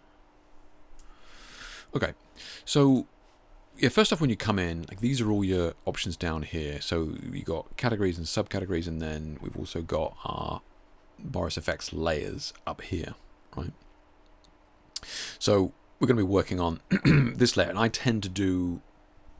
create a new layer each time I'm adding a new effect or filter, but all your effects and filters are down here. So we got a color, right, which we can play with.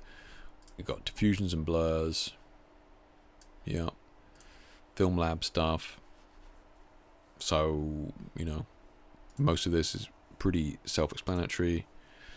And we've got denoises and sharpens, all that sort of stuff. We've got lens distorts, which is kind of cool. This is, like, you know, some of this is pretty powerful. Then we got, you can add, what the fuck is that?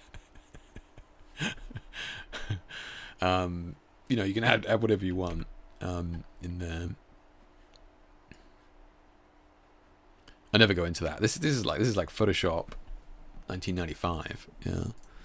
You got your particles, you know. So down here, this is the, you know, when we get into the big boy stuff of actually doing. You can have them moving and all sorts of stuff. We did a live stream with Renee Robin, who is an absolute master at this, and she was showing us stuff that blew my mind. You know, it's got masks and she was doing tons of stuff. If you're interested, I will show you the link to what she was doing, because yeah, she was a genius at it. I am quite literally just tickling the surface of what BorisFX optics can do. So please do not look at this and go, seems like a lot for not much. But this thing can do so much. I'm just using it for, you know, a little bit of arty-farty stuff at the end of an image. Okay. So what are a couple of things that I do? We're going to be, you know, sharpening is one, film grain, noise, whatever you want to call it, is another. You're going to add some kind of mist in there as well, just to maybe give you that kind of that cinematic lift at the end.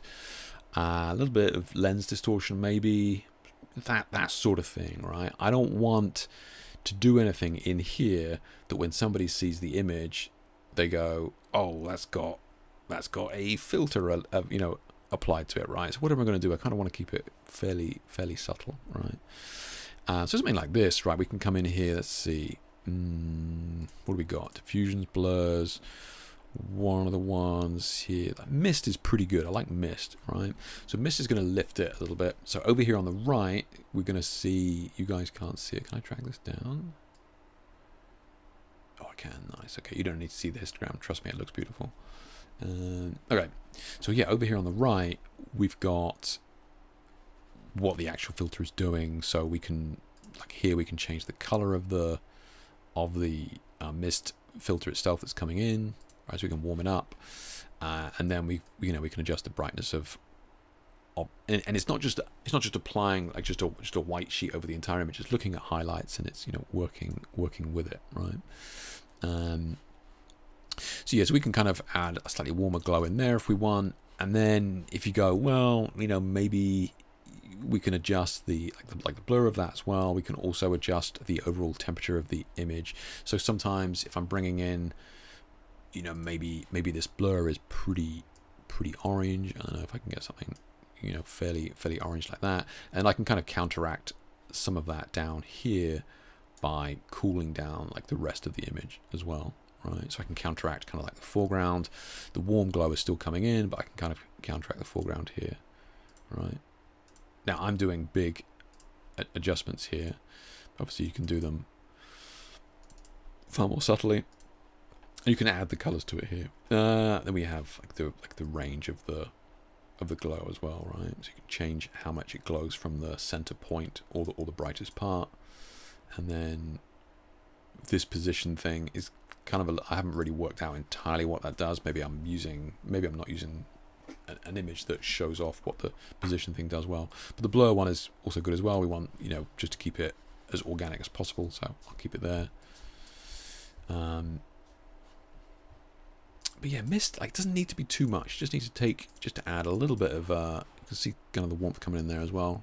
So I'm kind of happy with that. So let's add a new layer up here, and you know, maybe we kind of leave it at that. Let's do some of the other features on a different image.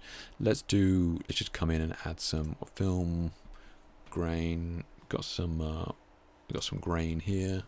We can come in. Let's have a look. So on the left here, we'll give you a bunch of their presets, right? So if you're doing something and then you're like, oh, where do I start with this? You can just come over here and just click through some of the presets that they've got. Right, so I'm using the mouse wheel to scroll in. We can see the the grain there. One thing I would say is that when you're doing kind of detailed features like this, up here it shows you the resolution of basically the render that you're working on in BorisFX at the time. So it comes in at 2K, and I just change it to full, which is the maximum quality of the file that you've brought in. Now I don't know whether you can see that difference, but you saw that the grain changed from being not really noticeable to being, oh holy shit, right? So because what it's doing is like the 2K render there is just enabling you to do some heavy lifting without the platform falling over, right? So but with stuff like this, with grain, we want to make sure we're seeing exactly what we're looking at here. Then over on the right, we can then change like the color of that and the size of that and that sort of thing.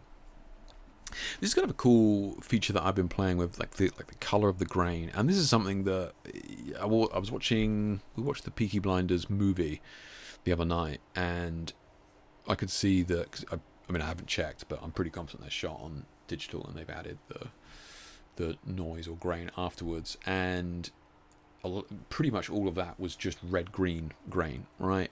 You know, it just gives the finished image a certain hue, right, as opposed to having an equal amount of both, right? So here, you know, if we wanted to do the same, we just have more red-green, we can dial that in here, so it's more red-green. We're getting into the weeds a bit with, you know, the features of it, but it's something that I've been playing with as well.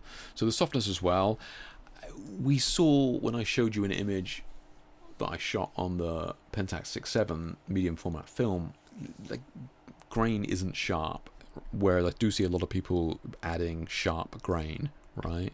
So you know this does look noisy, so we do kind of want to soften that up, and you can soften it up a lot, right? Or you can just kind of tweak it up here a little bit. That just takes the edge off it. And we've got other features here like the response position. I really just push and pull these around until I find something that look good. I don't really know what these mean. I just play around with them. The other major thing here is obviously the size of the grain, right? So it's how big you want it. So you can kind of have this effect here, which is pretty subtle, but because we've made the size very, very small, it's just going to take the edge off some of that soft skin, because it's gonna shock some of you, but that is not completely in focus. Can you believe it? So what do we got here? So we could sharpen it up. Where's the sharpen then? So we got what is it, image? Yeah, okay, so we got a couple of things here. We got detail, magic sharp, and regular sharp. So let's just come out here again. Let's come out. We want to add a new layer. Always make sure to add a new layer, otherwise you're just going to go over the top of it. So yeah, so then we can add this, and then we can kind of play around with the sharpening on that. And you don't have to use this. You don't have to use BorisFX for the sharpening, but I do say, well, I will say that I kind of like the way that if I'm adding grain and that sort of stuff in here, then I like the way that the sharpen interacts with the grain within Boris, as opposed to taking the grainy image out and then sharpening it afterwards. The grain looks nasty, so I like to do it in here. Yeah. Okay. So that's that. There's nothing crazy. Let's just apply that. So pretty simple, nothing crazy, right? Just gonna add a little bit of glow back there, that, you know, just hammering home that light that's already there. Adding a little bit of extra texture here in the skin. Definitely not because it's out of focus. So yeah, something to play with there. Let's have a look at a different image then. What we got? Yeah, we could try this one. Okay, so same again. Duplicate that. Convert this to a smart object, and then open up BorisFX. So here, so apply previous filter. So you can see it's wanting to. If I just click that, it'll do exactly what I did last time. In fact, we can leave that and we can tweak it. Yeah. Okay. So if we want, we can turn these off a second. Let's go back down to the mist one here at the start. Right, we've got to click on the left hand side here. That means that we're actually working on the mist one. Okay, so we zoom in again. I'm not doing anything crazy, so I'm just going to click it onto full. Right. So we've got the mist here. Let's see what's that doing. It's actually not too bad. So you can see it creeping in around the edges here. I kind of like that. Adds that depth to it, because again, it's not putting it over everything. It's working on the highlights of the image, which you can change. But I actually don't dislike that. Yeah, because I mean, we can change the color of it here if we wanted to. Right. I mean, just by making that pinky purpley, that's going to cool it down a lot.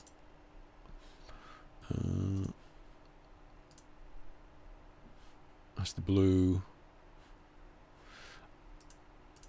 I think I prefer the orange. Yeah. And you don't have to use the peach there. Yeah, I work with the peach. You don't have to use the picker. If you click on the actual thing, it brings up all the colours down here, so you can use those if you want. Yeah. Yeah, I don't mind the peach actually. Okay.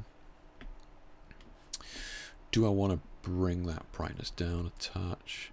Yeah, I think so. That's probably a bit strong. Okay, yeah, let's bring the brightness down. That's looking good. It's looking fine. And do I want to cool down the front of it to match the face here? We can do. We can take out a little bit.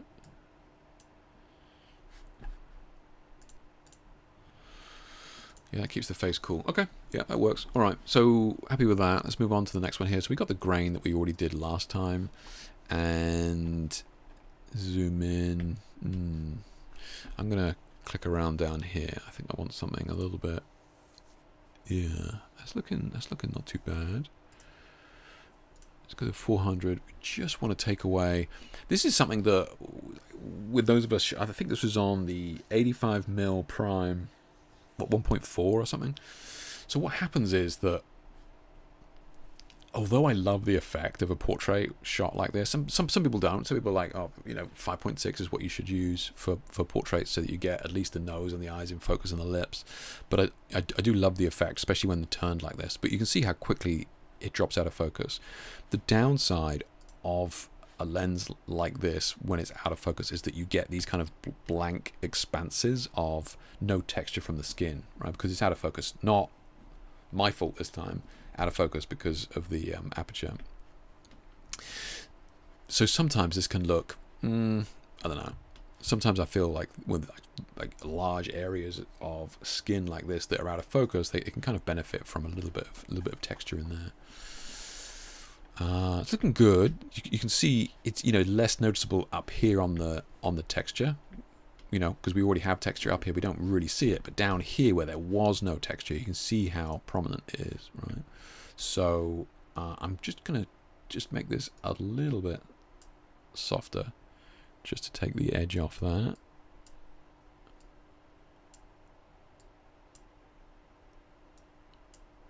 I think that's looking good. Yeah, it's looking good. So it's giving us just a little bit of texture back there, but without it being, crispy and razor sharp. Right. Okay. Okay, let's come back to the sharpening here. He's probably a bit aggressive. Let's have a look at default one. Let's bring that down.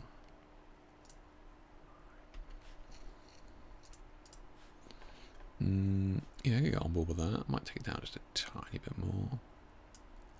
Yeah. This image is already fairly crisp anyway, so I don't need to go too much. It starts to looking a bit gross. Okay, so that's all the things we did previously. What else we got down here? So let's create a new layer. And what else? We've got this kind of effect down here with a portrait image and like these highlights and that sort of thing. I'm always kind of torn on this, because normally our eyes, when we look at an image, are drawn to the brightest part of an image. Now what's happening here is that we have this kind of conflict between the brightest part of an image being down here and like the eyes, which is where we want people to go. It's like the eyes. So we have this kind of conflict. So this, I was like, maybe we can just add something to blur that out a little bit. Center spot or something. Yeah, we could do something like that. So here, pretty obvious, right? We can see what's going on. We got our spot of blurring here. and we can now tweak that. Now, with a lot of these, you can actually just grab them and pull them. You can see it's moving over here as well. So it's up to you as to what you want to use. So within this center circle here, nothing will be touched.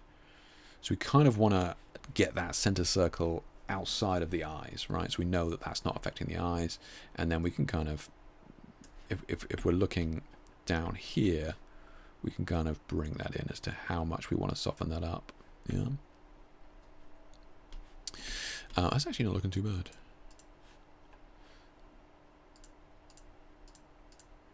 It just takes away some of the interest. I'm just looking at the top of the head here, see how much that's affected. Tiny bit, but certainly not a problem. Okay, so we're really only looking at down there. Okay, kind of cool. So that's, you know, something else I would probably do just to soften that. Again, you could tweak this. You could maybe go, because you can move the whole thing up. You can cheat a little bit, bring it up, and get away with it like that. Another thing that I kind of like to play with is going to be chromatic aberration. This is something that old lenses used to have, and I'm seeing more and more of it. I'm seeing more and more of it in YouTube videos now as well, where people are introducing it into digital footage. So where is that? Let's have a look. So was it lens distortions? Yeah, there we go. Chromatic aberration. So what is chromatic aberration? So let's see if I can find some dramatic ones. There you go. Okay. So you see what's happening here, where what would happen is the coatings on some of the lenses would kind of give you this fringing effect, where you kind of see like red fringes on certain things or blue fringes and that sort of stuff. And this is kind of what that is, that chromatic aberration of a lens. And we're kind of faking it here by essentially shifting the red, green, and blue channels, right? And it's giving that effect. Yeah.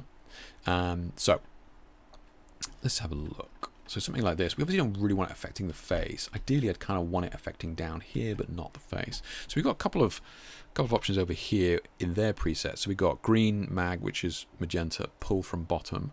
So what these kind of do is they're going, okay, looking at the bottom of the image, and it's more dramatic towards the bottom of the image. And again, you can tweak all of that over here with the distortions here. So let's have a look.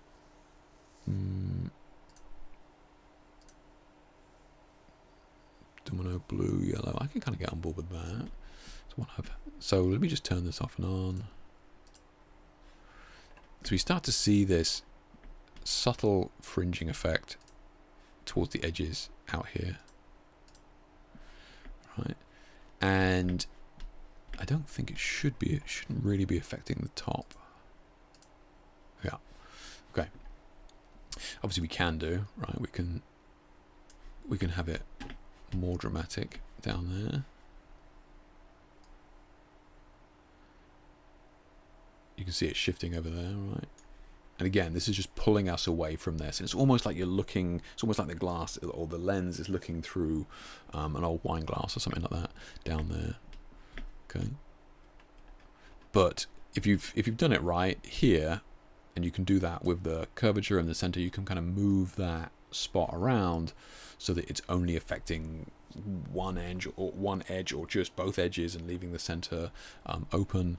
So yeah, it's pretty. It takes a little while getting used to, because you're dealing with x and y axes and that sort of stuff. But once you kind of get the hang of it, and you can see it visually changing as well. So, but this shouldn't be affecting the eyes. You can see it shifting the top of the head there,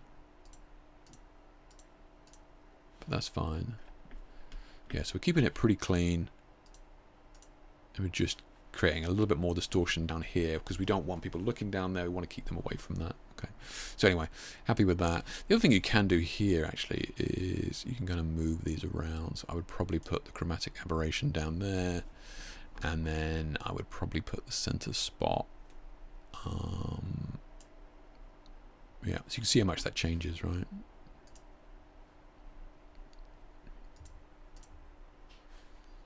So now we've put them down at the bottom there.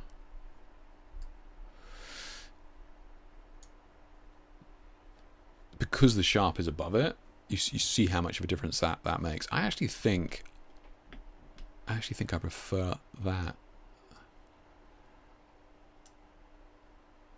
Yeah, I'll put the mist down there. Yeah, okay, I think I actually prefer that, yeah.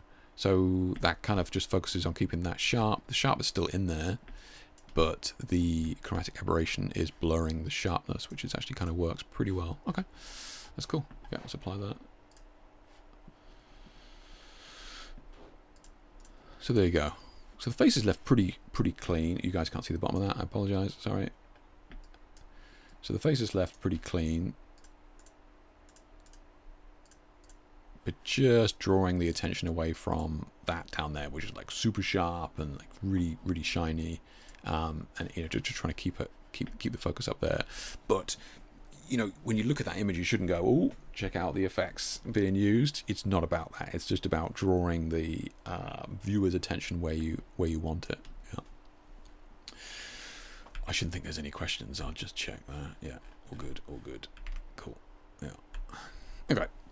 So let's just do one more, which is this image here. So this is kind of a great example of the kind of cinema style I was talking about with regards to maybe the effects we've got going on. This was shot at a 15th of a second on purpose, and really just playing around with the motion and the movement to try and get this kind of extra energy in the shot, right? So I'm just going to duplicate that and convert that to a smart object, and then open up BorisFX optics. And yeah, we can apply that again, that's fine, right? So let's turn these off a second. So down here with the mist, let's start down there. Definitely don't like that color we've got there, so we can kind of bring that, I think, maybe into more of a bluey color. Yeah, and then we can kind of warm this up a touch here.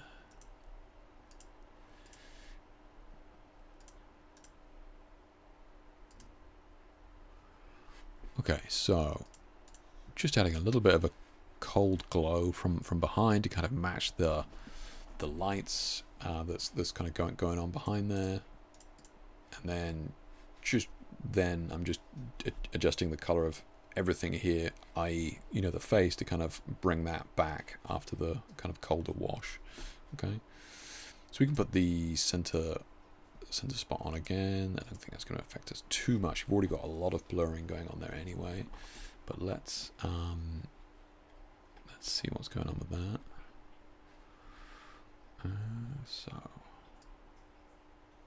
So again, I want to make sure this circle is above her eyes there. We can just cheat a tiny bit by bringing it up. I don't want to make it totally obvious and put it over there, but we can kind of cheat a little bit by bringing it over there.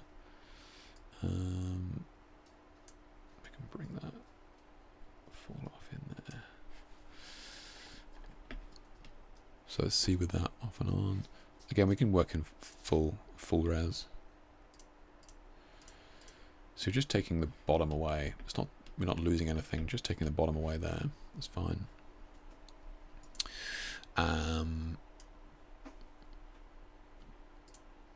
Let's turn the sharpening on.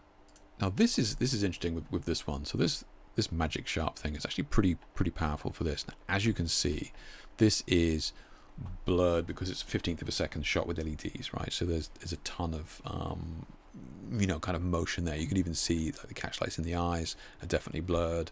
You know, it's moving, right? It's not strictly out of focus, but it is moving. It doesn't have that crispness there. So we can play around with this. Some of these are pretty good. So I'm really just looking to bring out the texture here. I mean, this, okay, I mean, just to show you my point, like, this only targets the texture. It's kind of crazy. Like, this particular preset, I'm not saying I'm going to use it. I'm just saying it's kind of highlighting what's there. Okay.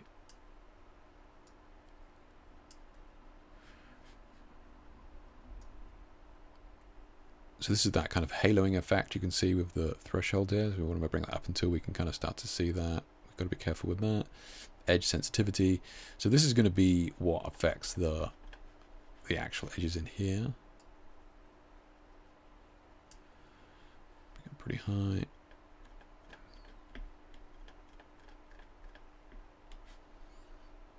I just bring that down a tiny. It's kind of getting there.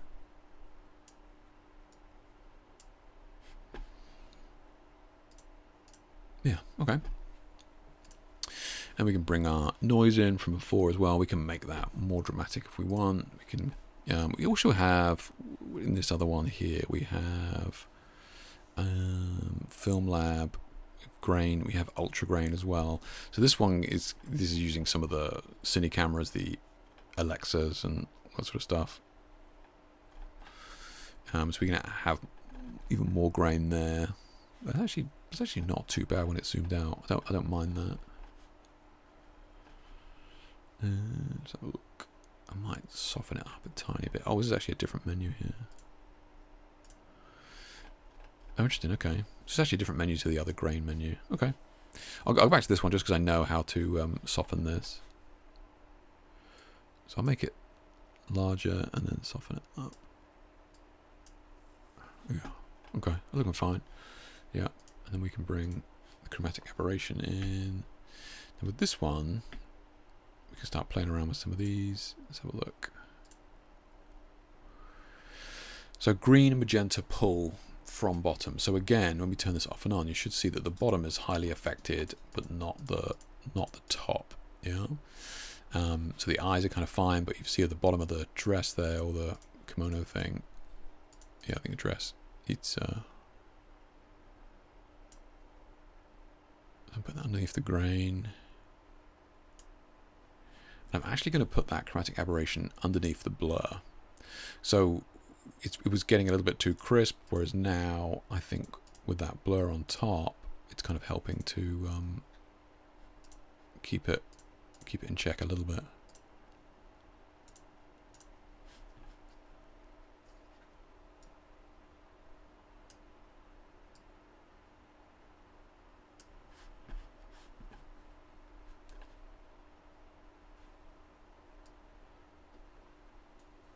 I just changed the aspect a little bit to make it more oval because of the landscape shot. Yeah. Oh. Okay.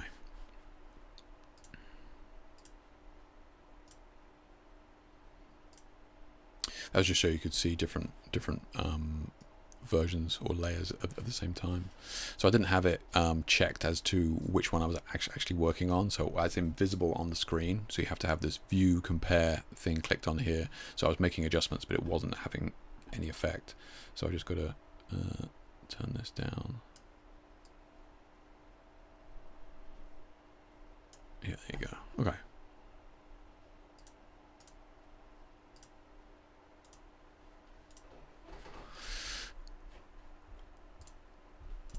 There we go. Okay, so just to kind of bring data back in that very blurred skin from the movement, pretty effective. Pretty effective. Adding in a little bit of distortion down there at the bottom. It's probably a bit much. I could probably dial that back, but you guys get the idea. Yeah.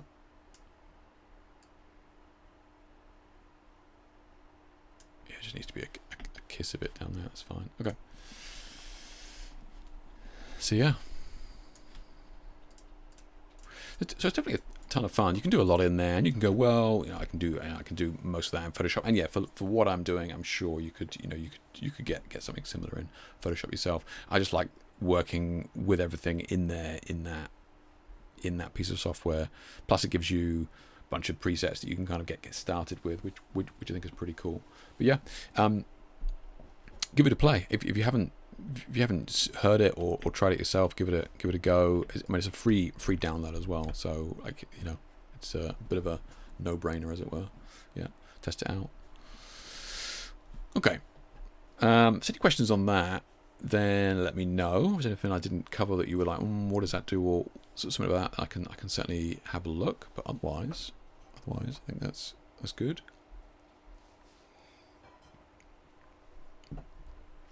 Right. So let's have a look at the images you guys have been working on. Let's find the window. Yeah, so if you're new here, every couple of weeks on stream we do the share a shoot here, which essentially get you guys to pop your images in this link here,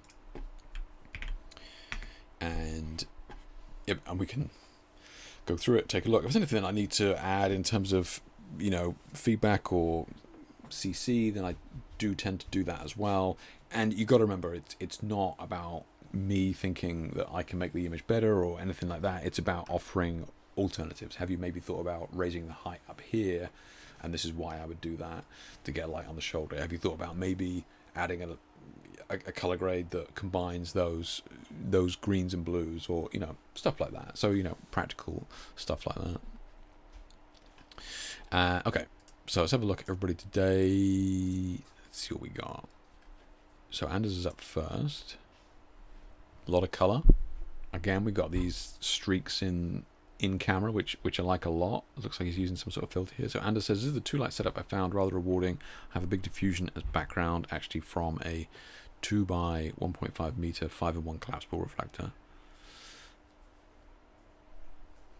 Okay, that's interesting. So he's using a big diffusion, which is actually one of those those pop-up reflectors that you get. You unzip and it pops up, which are a nightmare to kind of put back together. So he's using one of those as a backdrop. And if I'm understanding him correctly, the 5-in-1 is what? Silver, gold, black, white, and then the middle one, or the fifth one, is usually like a scrim. I've got a bunch of them, and yeah, it's a good idea to do what Anders is doing here, is actually using that as a scrim, especially in a small home studio or something like that. Is a great idea. And a strobe with orange gel behind it, shooting through it. There you go. Yeah. A non-gelled strobe, camera right, which is obviously illuminating here with a 7-inch reflector, split diopter, giving the light effect in the picture. So Anders is using a split diopter. Okay, that's pretty effective here, actually, especially with the color. It's really effective. Those of you that don't know, split diopter, to my knowledge, is going to be the kind of lens with an entire section cut out of the middle of it, right? So it's basically a slot in the middle that is unaffected, and then you have glass either side of it, and this is what's kind of creating these streaks or light flare effects. Yeah, pretty cool, man. Yeah, very cool. I would still, Anders, you've been here a long time, so I'm not being harsh when I say this, but I would still like to see maybe a little bit more of a play with the color grade on this. I think that images that have a very tight color palette already, like you've got here, and you haven't just shone a orange gel behind and then shone like a 10,000K light on her face. You've clearly adjusted either the light to bring the white balance down on the light, or you've adjusted it in camera so that her face is slightly warm, right? So it's not even like she's cold from a Kelvin value. So you've got a very tight color palette here. I think it would be interesting to play with this, and kind of even bring out or bring together a lot of these yellows and oranges into one type palette. I think could work well. Yeah, could work well. Yeah. If it's something you want me to do in the future, then we can certainly do that for sure. Yeah, but I think it's a great shot, really simple setup, but beautiful results. And look, I'm impressed with this diopter. It's looking good. Yeah, surprisingly crisp on her as well. So it looks like you have some control over it. Yeah, good stuff. Outfit that light, I know, right? That outfit. Yeah, this is the shoot we did for the Profoto Cinema LED line that we did. Campaign for it. Yeah. So this is interesting. Okay, so we've got Peter here. Cybertime, the lighting of the image is built up by Godox Lightmons RGB LED lights. So Lightmons, if you're not aware, Lightmons are the new range from Godox, kind of targeting, that kind of entry level. Entry level is the wrong term, but they are targeting a different generation. So they're the white lights, and they seem to be exactly the same as the other Godox lights, but that I think they're targeting the YouTube generation and that sort of thing. But they're great lights, yeah. Lights of different colours would create a cinematic neon noir atmosphere. The main light is a soft, slightly diffused, warm yellow toned RGB LED, which is illuminated from above the model's face and body. Okay. This light provides natural skin texture and glamorous highlights in the cheekbones and shoulder. So, I gotta say, man, is this an AI backdrop? Nothing wrong with that. I'm just asking. I think it's a cool idea. I think it's a fun project to play with. Essentially, I don't know whether you create the image first, the background first, and then you try and light it with the colors in mind from the background. It's a cool exercise, and I think you've done well with the final grade here to kind of bring it together. We've got some of these pinky purples here, and I'm seeing some of these pinky purples here. I don't see you mention that. Main light is soft, slightly diffused, warm yellow, which is on. This is what this one is. Illuminate from above on the model's face and everybody the light provides. Okay, so we haven't. Yeah, unless there's some mention of that. Oh, he says different colours. Okay, so he is just bringing in different colours here, and then I think it works, man. I do think it works. Yeah, I think it does work. If you didn't have these colours, if you didn't have these pinky purples here, I think it might have been a stretch, but I do kind of like it. Yeah, because we've got these same mauve colours here in the dress. Like, it's not grey. It's definitely got like a warmer hue to it. I think it works. Even the lips and stuff. Yeah. And obviously the skin tone, like the warmer skin tones with the yellows, is the same colour as this kind of sign up here. I think it's cool. Yeah. We've also got something going on here with this. I presume you've done something here in post with this blurring and eating into the subject, something like almost like long exposure type thing. I think there's a bunch going on here. I think it's cool. Yeah, I think it's good. I think you could have afforded to make her bigger in the shot. I think you could have afforded, to make her bigger in the shot. I think you could have afforded to have her face come up here, to kind of double down on the color next to it. I could see that. Because also, like, I feel like the distortion at the moment, it feels like she's kneeling down in the road, which is fine if that's what she's doing. But yeah, I think if she was a little bit bigger in the frame, I think that would actually tie in nicely. Yeah, because also you'd have the warm up here, you'd have the warm of her face there, and then they got the blue behind. That could work. Yeah, that could work. Yeah.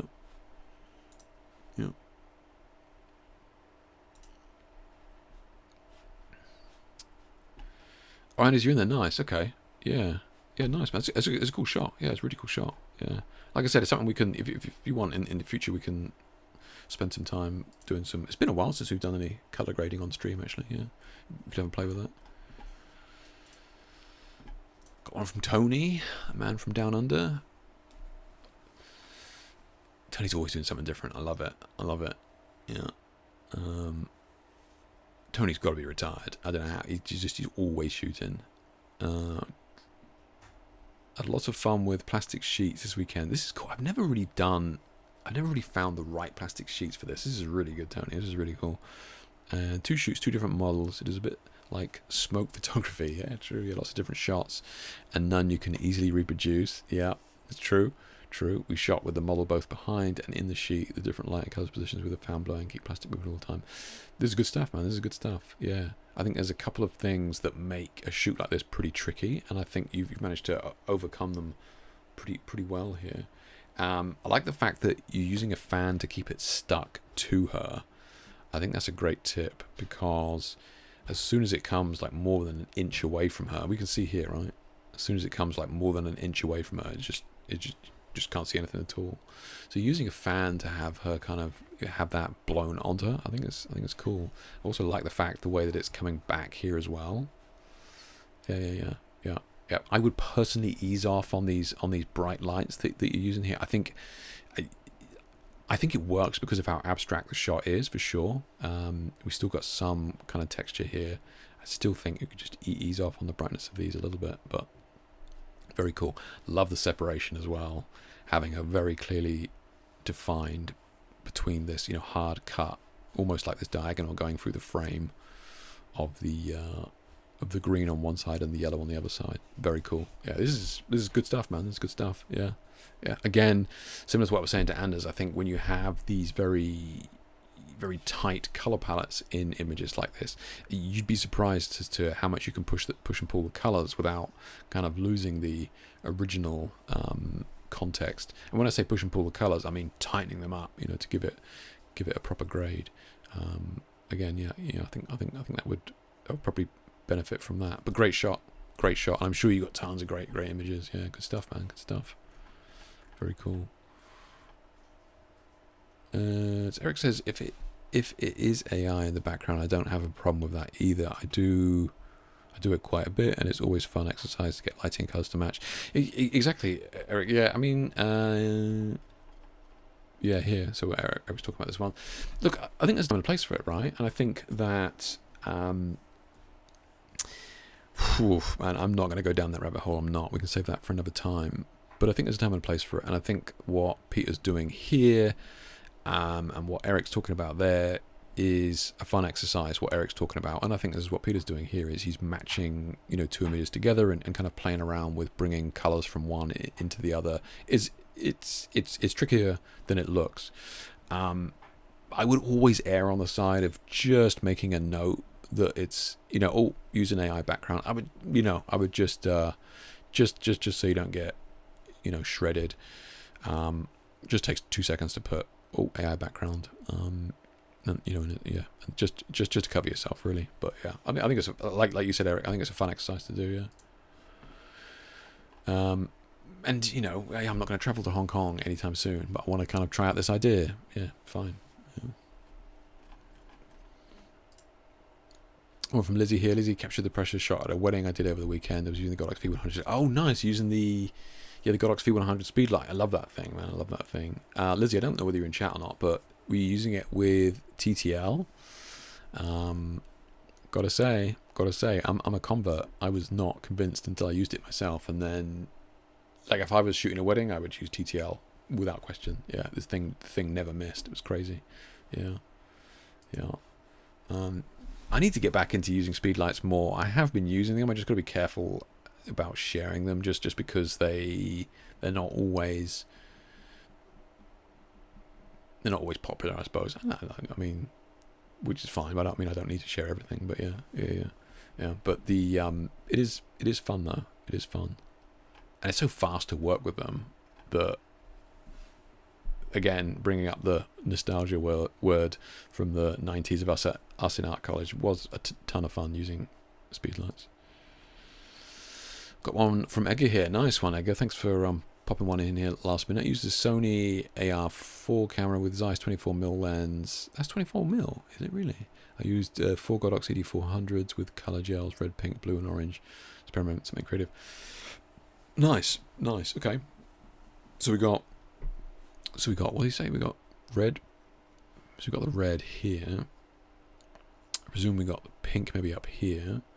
We got the blue coming across from the right hand side. And then we've got the orange coming from behind. You kind of see from where the shadows cross and mix as well, right? So which are cancelling each other out. So we can work out the blue is kind of up there. And I presume this is the pinky one is up there. Looks like we got a shadow being cast down here from something. Maybe it's the pink back there. Yeah. Anyway, it's cool. Yeah, I think it's fun to play with this. If you look, if you're kind of interested in playing around with it a little bit more, one tip that I like to give people when they're kind of starting out with like lots of gels is to kind of think about the subject, if you like. That's a model, by the way. That's a nose. I kind of break gels down into planes of light, right? So if you're going to be doing something like this, I would have, maybe one gel coming in from this side, and then one gel coming in from this side, and they're not falling on one another. Okay, they're falling on one another at the back, but if you're down here with the camera, they're not falling on one another here, right? And then if you get her to look to one side over here, then the gel is like casting across like that. And then you could put another gel on the background. And then if you really wanted something like this, you could then put a gel on the floor. If you wanted to, like, I must use 4 colors, you could put a gel on the floor and then use one to light the bottom half of her as well, right? And then maybe bring a white light in as a key. So breaking the image down into planes. So like, you know, sides, left and right, key from above, fill from below, and then the background. So keeping everything kind of separate, and that helps to keep the colors kind of nice and clean, and keep some of the shadows on the body nice and clean as well. The other benefit of that is where gels kind of overlap, you got to remember that you're kind of doubling up the exposure that you're getting with those gelled lights, right? So if you have a light that's measured at 5.6 coming in here, and then you have a light that's measured at 5.6 coming in here, where both of those lights are merging or hitting on, like here, is going to be f8, right? So it's going to be a stop brighter. So I do try and tend to keep lights kind of separate for that reason, exposure reasons, and also because, you know, certain colors mixing can create some muddy effects. So yeah, just try and, you know, think about breaking the image down into different planes of light. Yeah. But yeah, good stuff. Very, very colorful. Very colorful. Yeah, I'll just check we don't have any last minute stragglers, but I think we're good. Yeah, I think we're good. So I think we'll I used to do share a shoot every week, and I'm using Facebook less and less now, so I think we'll probably just do share a shoots on stream. I think, yeah, it'd probably be easier, just so we can see. Hey, no worries, I go, yeah, no worries, yeah, so we can kind of see each other's work and that sort of thing here live. Yeah, so I'll probably stop it on alternate Mondays and just do it on the stream. Yeah. All right, guys, unless there's any questions about anything like that, we can start wrapping up. I got a busy week ahead, actually. I got a guy coming over from Dubai. We're going to be doing a shoot on Thursday and Friday. That's going to be some one-to-one mentoring, so that'll be good. Which leads me into the fact that if you want to check out any of my online training or in-person training, then you can do so on my website here. So this is the online workshops. So kind of all the workshops I do, all the courses I do, available via online one-to-ones, and that covers kind of more of my advanced lighting. You know, if you guys are ready to take things a little bit further and get a little bit more creative with it, then that's what's covered on there. And then I do the mentoring as well, which I can either do online. I do mentoring with a couple of people online already quite regularly, and then, like I said, I'm doing one-to-one mentoring with somebody flying over, and we're going to do that in the studio as well. So check it out, all right? You know, see if there's anything that takes your fancy. If you want to take things further, we can do. Yeah. Oh, and just lastly, the water shoot workshop. I think we've got 2 spots left on there, coming up in July. Water shoot workshop just outside London. If you're interested in that, we'll be doing a ton of stuff. I just wrote the PDF for it, actually. So yeah, we'll be covering a ton with that. It should be good. Yeah. Yep. Obviously, the water shoot workshop's not something we do very often, but I don't know whether I'll do it again. But yeah, that's going to be fun. Yeah, it's going to be fun. Okay. So let's have a look at these questions here if we wrap up. So Eric says, "Can I ask what you use on the model's skin in the example you posted?" I'm not sure which example you're referring to, but if you're referring to just kind of a lot of the model's skin will either have oil on it, like baby oil. I use it less now just because girls are fussier now than they used to be for some reason. But yeah, like, you know, there's certainly shine on a lot of these, right? Which is coming from baby oil. There's like moisturizers, and then there is olive oil spray is one that's like for afro hair they use. That's pretty cheap. That's really good. But you got to be lucky to use that on girls. That's really good, but some girls hate it. But yeah, olive oil, fucking hell, baby oil. Hopefully I said baby oil from the start. I wasn't just saying olive oil the whole time. But yeah, to get some of the shine and stuff on the skin, baby oil is going to be the best. The other alternatives, did somebody mention it in there? Like oil, glycerin, something? Yeah, so Eric says oil or glycerin. So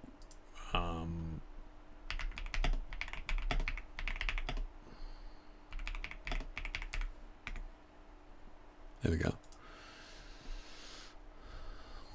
2018. Christ, it's only 8 years old, this article. Yeah, I'll pop this in chat for you, Eric. Yeah. And that's got what I use. It's basically a mix of oil and glycerin. Yeah.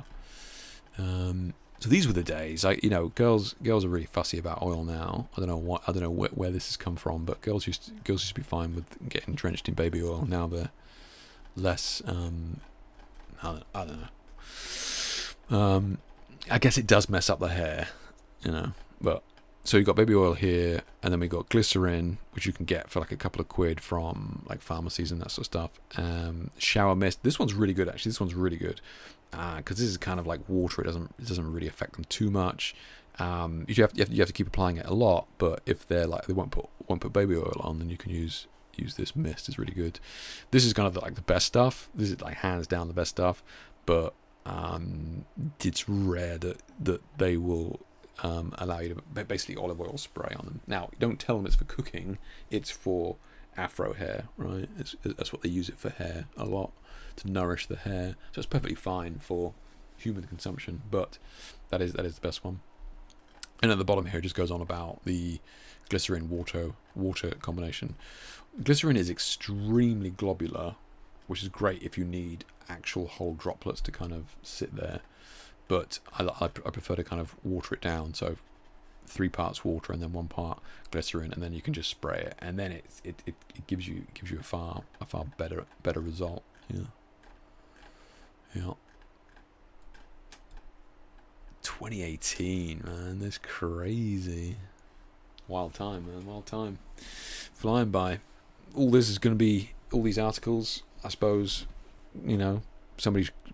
I suppose people do come along and make videos of them, but I don't profit from it. But yeah, it would be cool to kind of put some of these into video format at some point, just because they there's so much. There's literally hundreds of articles here that nobody sees anymore, sadly. Yeah. I wonder what I can do with that. I suppose other than just bringing them up on stream and kind of talking about an article every time I do a live stream and then turning that into a video, that could work. Which is probably what I'll do for the Godox Spotlight. But yeah, here's something I find funny. So a lighting company, which I won't name, reached out and wanted to send me a light, and I was like, okay, yeah, I can do a review for you. And they were like, oh no, don't worry about a review. I was like, well, no, that's kind of what I do, and I'll review it. No, we just need a 15-second reel. I was just like, a 15-second reel is worth more than one of my like 600-word, 1,000-word reviews. Now is painful. 15-second reel. That's all they want. Is this crazy? It's crazy where it's gone now. Yeah. Yeah. So join me in buying a video camera anytime soon, I guess. All right, guys. If there's any more questions in there that I missed, how will we submit the picture on the live? Oh, I'll still be using Facebook, Edgar. So yeah, so I'll still do the share shoot. Exactly the same thing. It's just that I do a share shoot every Monday, but I don't stream every Monday. So all I meant by that was I'll only do the share shoot on the weeks that I stream. Yeah. So it'll still be. I'll still put the links in the emails that I send out, and I'll put the links in Instagram, and I'll put the links in YouTube chat if we're doing it. But yeah, and it'll still be here, just because it's just one of the easiest ways for people to post an image without me having to go through a Dropbox or some crap like that, right? Plus, everybody can share the image and everybody can see it. So, yeah, I think Facebook at the moment is, because everybody's got, whether they use a Facebook account or not, everybody's still got one, so it's still probably the best one to use. Yeah. All right, then, guys. I think that's good. Not one of our mammoth streams this week, but that's good because of the heat, which is fine by me. Yeah, as always, look, if any questions at all, then either pop it in the actual comments of this video, or just hit me up on Instagram. But yeah, thanks as always for tuning in, guys, and try and do this again in a couple of weeks. Yeah, all right. I'm gonna try and find the exit page. Here we go. All right, guys, take it easy. Bye for now.